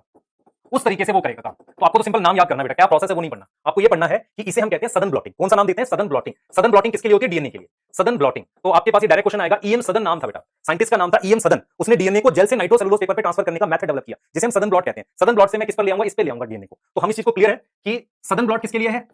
सदन ब्लॉट डीएनए ट्रांसफर के लिए। किसको ट्रांसफर कर रहे हैं? डीएनए को ट्रांसफर कर रहे हैं। आपको अगर याद हो साउथ जो होता है, अब हम लिख सकते हैं नॉर्दर्न ब्लॉट। नॉर्दर्न, देखो साउथ का उल्टा लिख दिया नॉर्दर्न, देखो साउथ, सदन तो साइंटिस्ट का नाम था, नॉर्दर्न हमने ऐसे बना दिया, वो आरएनए के लिए होता है। अगर आपके पास जेल में आरएनए हो, उसको ट्रांसफर करना हो तो उसको कहते हैं नॉर्दर्न ब्लॉट। और वेस्टर्न ब्लॉट प्रोटीन के लिए होता है। वेस्टर्न ब्लॉट किसके लिए होता है? For protein. तो ये नाम याद कर लेना, क्वेश्चन आ सकता है नीट में इसमें, ठीक है, क्लियर होगी बात। तो हमने ये चीज कर ली, देख रहे हो, इस पर से यहां ले आए हम लोग, यहां पे, ठीक है। अब मेरे पास नाइलॉन मेम्ब्रेन पर ले आए, तो फिफ्थ स्टेप ये रहेगा, फिफ्थ स्टेप रहेगा after Southern blot. After Southern blot याद करो हमने क्या बनाया था, वीएनटीआर प्रोब बनाया था। तो आफ्टर सदन ब्लॉट हम क्या करेंगे, DNA is hybridize with, DNA is hybridize with, हमारे पास किससे हाइब्रिडाइज कर रहे हैं, डीएनए इज हाइब्रिडाइज विद, किसके साथ हाइब्रिडाइज कर रहे हैं, सुन लो ध्यान से, after Southern blot DNA is hybridize with complementary, hybridize with DNA कौन सा वाला बेटा, जेल वाला। तो डीएनए जो उस पे था, DNA on nylon membrane, DNA on nylon membrane जिस पर मैं लेकर आया हूं ब्लॉटिंग के बाद, is hybridize with radio active VNTR probe. हमने क्या यूज करना है, रेडियो एक्टिव वीएनटीआर प्रोब बनाए थे, उनसे हाइब्रिडाइज करना है, ठीक है। उसके बाद उसको देखना है, डीएनए के बैंड को देखना है, band visible in auto radiography. Auto radiography में बैंड दिख जाएंगे। तो auto radiography radio active DNA को बैंड की फॉर्म में दिखा सकता है, ये टेक्निक है, क्लियर। तो we have 2-3 technique, one is auto radiography, another is Southern blot, ठीक है। कई बार क्या होता है, डीएनए का अमाउंट बहुत लो होता है, तो आप पीसीआर यूज कर सकते हैं। If amount of DNA is very low, if amount of DNA is very low, मान लो आपके पास 1 या 2 सेल मिले क्राइम सीन से, पीसीआर कैन बी यूज्ड। तो अगर आपसे मैं कहूं कि प्रॉपर टेक्निक क्या है, आपको बैंड दिखेंगे उस नाइलॉन मेम्ब्रेन पर, और उन बैंड्स को जब आप कंपेयर करोगे तब आप पता लगा लोगे एग्जैक्ट सिचुएशन क्या है। एग्जैक्ट सिचुएशन क्या है, कुछ इस तरीके से, आपको कुछ इस तरीके से दिखेगा, क्लियर देखो ध्यान से, देखो ये पैटर्नल क्रोमोसोम है, ये मैटरनल क्रोमोसोम है। इस पर ये जो रेड कलर के बैंड दिखे हैं, ये उतने ज्यादा क्या है, ये वीएनटीआर प्रोब से फ्यूज होने के बाद आया होगा। मतलब मैं एग्जैक्ट इस चीज को समझा रहा हूं आपको। ये जो बैंड दिख रहे हैं हमारे पास, ये जो बैंड दिख रहे हैं बेटा हमारे पास, ये बैंड्स कैसे दिखे हैं हमारे पास, क्लियर देखो ध्यान से बेटा, हम क्या कह रहे हैं, ये जो बैंड्स दिख रहे हैं हमारे पास, जैसे ये वाले, तो ये जैसे एक वीएनटीआर प्रोब से एक बैंड दिख रहा है, तो ये दिख रहा है क्रोमोसोम नंबर 7 और ये क्रोमोसोम नंबर 7, तो 7 के पेयर होते हैं, तो हर पेयर में देखो इसमें इतने बैंड दिख रहे हैं, इसमें इतने बैंड दिख रहे हैं। फिर मेरे पास क्रोमोसोम नंबर 2 पर, तो जो वीएनटीआर प्रोब है ना, वीएनटीआर प्रोब जो radio active single strand DNA, वो जाकर फ्यूज करेगा, तो हर क्रोमोसोम के अकॉर्डिंग कुछ बैंड्स बनेंगे। बैंड्स मतलब जैसे इसमें 3 बैंड बने, इसमें ज्यादा बन गए कि ये ज्यादा कॉम्प्लीमेंट्री रीजन थे, यहां कम बने, यहां ज्यादा बने। देखो 7 में देखो ये रहा ऐसे, ये क्रोमोसोम नंबर 2 के बैंड है। अब यही चीज अगर मैं कंपेयर करूंगा, यही चीज मैं क्या करूंगा, कंपेयर करूंगा। आप अगर ध्यान से देखें बेटा, ये बैंड मुझे दिख गए, ठीक है, ये बैंड मुझे दिख गए, तो अगर आप इसको कंपेयर करके देखो, देखो आप क्या करो, ध्यान से सुनो बेटा, देखो ये जितने बैंड्स हैं उतने हमारे पास क्या है, नंबर ऑफ टैंडम रिपीट्स है। तो कितने टैंडम रिपीट्स हो गए, 1 2 ऐसे काउंट कर लो। तो देखो यहां पर ध्यान से देखना, देखो ये हमने क्या किया, ये कुछ ऐसे काम किया होगा हमने, देखो ये तो पूरा प्रोसेस मैंने बताया आपको, इस तरीके से बैंड्स मिलेंगे। तो मान लो आपको फोरेंसिक वाली फोरेंसिक के लिए काम करना है, तो आप कैसे काम करोगे, जरा एक बार फोरेंसिक वाला देखो आप कैसे काम करोगे, तब ये बैंड्स के मतलब समझा रहा हूं आपको। देखो आपको क्या हुआ, फोरेंसिक में यूज करके दिखाता हूं आपको, ये कैसे यूज करें। फोरेंसिक में ऐसे यूज करेंगे कि आपको क्राइम सीन से डीएनए मिला, तो उस डीएनए को लेकर आपने आइसोलेशन किया, आरई से ट्रीट किया, उसके बाद जेल इलेक्ट्रोफोरेसिस की, उसके बाद सदन ब्लॉट किया। ये सारा करने के बाद आपने उसको वीएनटीआर प्रोब से हाइब्रिडाइज किया, तो आपके पास एक पैटर्न मिला, यहां पर आपके पास क्रोमोसोम पर बैंड्स का एक पैटर्न मिला, ये क्रोमोसोम पे बैंड का एक पैटर्न मिला, तो ये क्राइम सीन पर है। फिर सेम आपने क्या किया, सस्पेक्ट ए लिया और सस्पेक्ट बी लिया, 2 सस्पेक्ट ले लिए, उसका डीएनए आइसोलेट किया, डीएनए लेकर सेम प्रोसेस रिपीट किया बेटा, तो फिर उनसे बैंड बनाए। मतलब उसका नाइलॉन मेम्ब्रेन पर ऐसे बैंड बनाकर आपने देखा, तो इस क्राइम सीन वालों को इनसे कंपेयर करोगे तब पता चलेगा। देखो यही चीज कर रहे हैं। तो ये मेरे पास क्या है बेटा, ये मेरे पास देखो, ये चीज आपको समझ आनी चाहिए जो हम यहां पर कर रहे हैं। हम यहां पर कर रहे हैं, देखो क्या कर रहे हैं, देखो ये मेरे पास क्राइम सीन का है ना, समझो इस बात को बेटा। ये डीएनए मेरे पास क्राइम सीन का है, ये वाला ध्यान देखो, ये डीएनए क्राइम सीन का है। तो इस पर मेरे पास ये बैंड का एक पैटर्न दिख रहा है आपको क्रोमोसोम वाइज। मुझे ये तो मैंने आपको ऐसे बताया, पर एक बैंड का ये पैटर्न दिख रहा है। ये सस्पेक्ट ए का नाइलॉन मेम्ब्रेन है, ये सस्पेक्ट बी की है। ए में देखोगे तो जो बैंड पैटर्न है बी के साथ इस क्राइम सीन का मैच कर रहा है। और यहां अगर आप देखो, यहां पर एक रिपीट, जैसे यहां पर क्या दिखा रहा है, नंबर ऑफ रिपीट्स है, तो यहां कितने रिपीट्स हैं, 2। देख रहे हो, जैसे मान लो जितने बैंड दिख रहे हैं, जैसे यहां पर कितने बैंड दिख रहे हैं, 11 बैंड दिख रहे हैं, तो 11 वाले को मैंने यहां ड्रॉ कर दिया। तो जितने ज्यादा वीएनटीआर प्रोब फ्यूज करेंगे उतना उसके हिसाब से मैंने इसको यहां नीचे से ऊपर की तरफ अरेंज कर दिया। तो अगर आप ध्यान से देखोगे कि मेरे पास यहां पर ये जो पैटर्न है इस पैटर्न के साथ मैच कर रहा है। मैं रिपीट करता हूं, मैंने क्या बोला, मैंने ये बोला बेटा हमने पूरा प्रोसेस करना है, ठीक है, पूरा प्रोसेस करना है। जब हम पूरा प्रोसेस रिपीट करेंगे तो किस तरीके से रिपीट करेंगे, हम डीएनए आइसोलेट करेंगे, उसको रिस्ट्रिक्शन एंजाइम से काटेंगे, उसका जेल इलेक्ट्रोफोरेसिस करेंगे, जेल पे DNA is on gel need to be transfer on nitrocellulose membrane और नाइलॉन मेम्ब्रेन, जिसे मैंने सदन ब्लॉट बोला। सदन ब्लॉट का मतलब जेल से डीएनए को नाइट्रोसेलुलोज मेम्ब्रेन पर ट्रांसफर कर दिया। उसके बाद हमने क्या किया है, ये मेरे पास सदन ब्लॉट आ गया, तो ये देखो जरा, सदन ब्लॉट कर दिया मैंने, ठीक है। उसके बाद मैंने क्या किया, मैंने आपको एक चीज बताई थी कि हम क्या करते हैं, हमने ऑलरेडी रिसर्च के थ्रू वीएनटीआर प्रोब डेवलप कर लिया। वीएनटीआर प्रोब क्या होगा, हमारे एक सबके डीएनए पर उसका कॉम्प्लीमेंट्री रीजन होता है और वो सैटेलाइट डीएनए पर ही जाके बाइंड करता है, वहां उसका कॉम्प्लीमेंट्री डीएनए होता है। हमने radio active single strand DNA as a VNTR probe develop कर लिया, लैब में है हमारे पास। तो हमने क्या किया, क्राइम सीन से मान लो डीएनए लिया, क्राइम सीन से डीएनए लिया, उसको आइसोलेट किया, कट किया, आरी से जेल इलेक्ट्रोफोरेसिस की डीएनए को सदन ब्लॉट पे लिया। उसके बाद मैंने सदन ब्लॉट से ले जाने के बाद उस डीएनए को रेडियो एक्टिव वीएनटीआर से प्रोब से हाइब्रिडाइज कर दिया। मेरे पास क्या हुआ, डीएनए के बैंड विजिबल हो गए, जिसे आप क्या नाम दे रहे हो, ऑटो रेडियोग्राफी। डीएनए के बैंड विजिबल हो गए, जिसको आपने क्या नाम दे दिया, ऑटो रेडियोग्राफी नाम दे दिया ना। और सॉरी, डीएनए के बैंड कैसे विजिबल हुए, ऑटो रेडियोग्राफी टेक्निक है जो एक्सरे वगैरह डालती है और इमेज बनती है उसकी रेडियो एक्टिविटी की, ठीक है। तो नंबर ऑफ बैंड्स आप काउंट कर सकते हो, एक वीएनटीआर प्रोब एक बैंड बनाएगा। अब हमने कहा कि अगर डीएनए का अमाउंट कम है तो आप पीसीआर से बढ़ा सकते हो। अब देखो मैंने क्या बोला, मैंने ये बोला आपको कि हर एक ये जो बॉक्स है ये एक वीएनटीआर प्रोब को बता रहा है। आप नंबर काउंट कर सकते हो, जितने ज्यादा वीएनटीआर प्रोब हाइब्रिडाइज होंगे, जैसे यहां 2 हुए, यहां कितने हो गए, इतने। तो इस तरीके से आप अरेंज करोगे, किस पे अरेंज करोगे, जो पैटर्न बनाओगे आप ऐसे ड्रॉ करोगे। देखो आपने यहां पर क्या देखा, आपने कहा देखो भाई ये डीएनए क्राइम सीन का है, तो यहां पर 2 है वीएनटीआर प्रोब, 4 ऐसे करके, मतलब किसी पर्टिकुलर जगह पे 2 जगह फ्यूज किया, फिर 4 पे ऐसे करके फ्यूज किया, ठीक है। तो एक पैटर्न आपने क्राइम सीन से बनाया। किसका पैटर्न बनाया, वीएनटीआर प्रोब का। कैसे पैटर्न बनाया, मैं रिपीट कर रहा हूं, फिर से सुनो। देखो एक बॉक्स का मतलब एक वीएनटीआर प्रोब हाइब्रिडाइज हुआ होगा। तो मान लो क्राइम सीन का डीएनए और सस्पेक्ट का डीएनए सेम है, तो ये जो पैटर्न आएगा वो पैटर्न सेम आना चाहिए। यहां हमने नंबर लिखे हुए हैं, ये नंबर क्या बता रहे हैं कि किस तरीके से मेरे पास एसटीआर मतलब एक बड़े वीएनटीआर में बहुत छोटे-छोटे शॉर्ट टैंडम रिपीट्स होंगे, तो उनके रिपीट्स के नंबर आप क्या करोगे, देखते चले जाओगे और फिर उससे आप काउंट कर पाओगे कि भाई देखो ये वाला वीएनटीआर प्रोब 1 लगा तो उसमें 3 एसटीआर थे, तो 3 हो गए, 2 लग गए तो 6 एसटीआर हो गए। तो ऐसे करते-करते आप काउंट करते हुए जाओगे। तो सिंपल आपको ये समझना है कि जब मैं डीएनए को हाइब्रिडाइज करूंगा तो एक पैटर्न मिलेगा मुझे। क्या मिलेगा मुझे, एक पैटर्न मिलेगा। उस पैटर्न के अकॉर्डिंग मैं पता लगा लूंगा कि किस तरीके से मेरे पास ये प्रोसेस हुआ है, किस तरीके से ये पूरा प्रोसेस हुआ, मैं पता लगा लूंगा। इससे प्रोसेस का मतलब क्या हुआ, क्राइम सीन का डीएनए एक पैटर्न देगा, जिससे नंबर ऑफ वीएनटीआर प्रोब से आप पैटर्न बनाओगे, मतलब जितने ज्यादा वो हाइब्रिडाइज हुए उतना ज्यादा आपके पास एक बैंड तरीके से बन जाएगा। दूसरा, आपने सस्पेक्ट ले लिया, उनसे मैच करोगे। इस तरीके से हम काम करते हैं डीएनए फिंगरप्रिंटिंग में। ये पैटर्निटी टेस्ट और फोरेंसिक में होगा। अगर 2 सेल ह्यूमन बॉडी के सेम डिग्री ऑफ पॉलीमॉर्फिज्म, यही फोरेंसिक में काम आता है, सेम डिग्री ऑफ पॉलीमॉर्फिज्म, ठीक है बेटा। मैं स्टिल मतलब श्योर हूं कि बहुत सारों को कई बार देखने के बाद भी प्लीज मेक श्योर आप मेन पॉइंट गैदर कर ले। मेन पॉइंट गैदर करने का मतलब है what is satellite DNA, what is DNA polymorphism, what is mini and micro satellite, what is repetitive DNA, why we are selecting repetitive DNA, what are steps of gel, मतलब ये DNA fingerprinting. DNA fingerprinting auto radiography क्या देता है, band देता है। VNTR probe के number की मदद से आप पैटर्न बनाते हो। ये चीजें ग्रैब कर लोगे तो आपको आसान हो जाएगा। और ये लाइन एनसीईआरटी की अगर आप देख पाओ, हमने ये चीज आपको बताई भी थी बेटा कि जो हम लोग यूज करते हैं, आप देख रहे हो, हम यूज करते हैं हाई डिग्री ऑफ पॉलीमॉर्फिज्म बोला हुआ है, 0.1 से 20 केबी इसका साइज है, ठीक है। Currently after VNTR probe the auto radiograph give mainly band of different size, these bands give a characteristic pattern for an individual DNA. Individual DNA के लिए पैटर्न दे रहा है, ठीक है। क्लियर, सही है, क्लियर है बेटा। ये अलग अलग होता है in case of monozygotic twins में, देख रहे हो। और आप देख रहे हो 0.1 टू 20 केबी। और हम लोग यूज क्या करते हैं, देख रहे हैं VNTR belong to mini satellite, देख रहे हैं हम लोग किसको यूज करते हैं, मिनी सैटेलाइट यूज करते हैं। मैं बार बार इसलिए कह रहा हूं क्योंकि मिनी सैटेलाइट में ज्यादा डिग्री ऑफ पॉलीमॉर्फिज्म है। पीसीआर यूज कर सकते हो अगर आपको जरूरत पड़े, डीएनए का अमाउंट कम है। तो प्लीज मेक श्योर एनसीईआरटी पढ़ो ध्यान से, आपको समझ आ जाएगा। इंपॉर्टेंट है, इसलिए टाइम देके पढ़ाया मैंने, क्योंकि मैं ये मानता हूं कि बहुत इंपॉर्टेंट टॉपिक्स को सेपरेटली डील करना मेरे लिए बहुत जरूरी है, क्योंकि वो अगर मैं अलग से नहीं पढ़ाऊंगा तो आपको समझ कम आएगा। तो प्लीज मेक श्योर आप इसको ध्यान से देख लें। एनसीईआरटी की 3 रीडिंग करो, उसके बाद कोई वर्ड फ्रेज में से पूछो। पूरा टॉपिक बेटा फिर से देखना पड़ेगा आपको सेम। अगर पूरे टॉपिक में दिक्कत है फिर से देखो, लेकिन आपको कोई लाइन का मतलब समझ नहीं आ रहा है, उसको वॉइस मैसेज से टेलीग्राम ग्रुप पे बताया जा सकता है, ठीक है बेटा। चलिए ठीक है, नेक्स्ट लेक्चर में मिलेंगे, तब नेक्स्ट टॉपिक पे बात करेंगे, ठीक है बेटा। Thank you.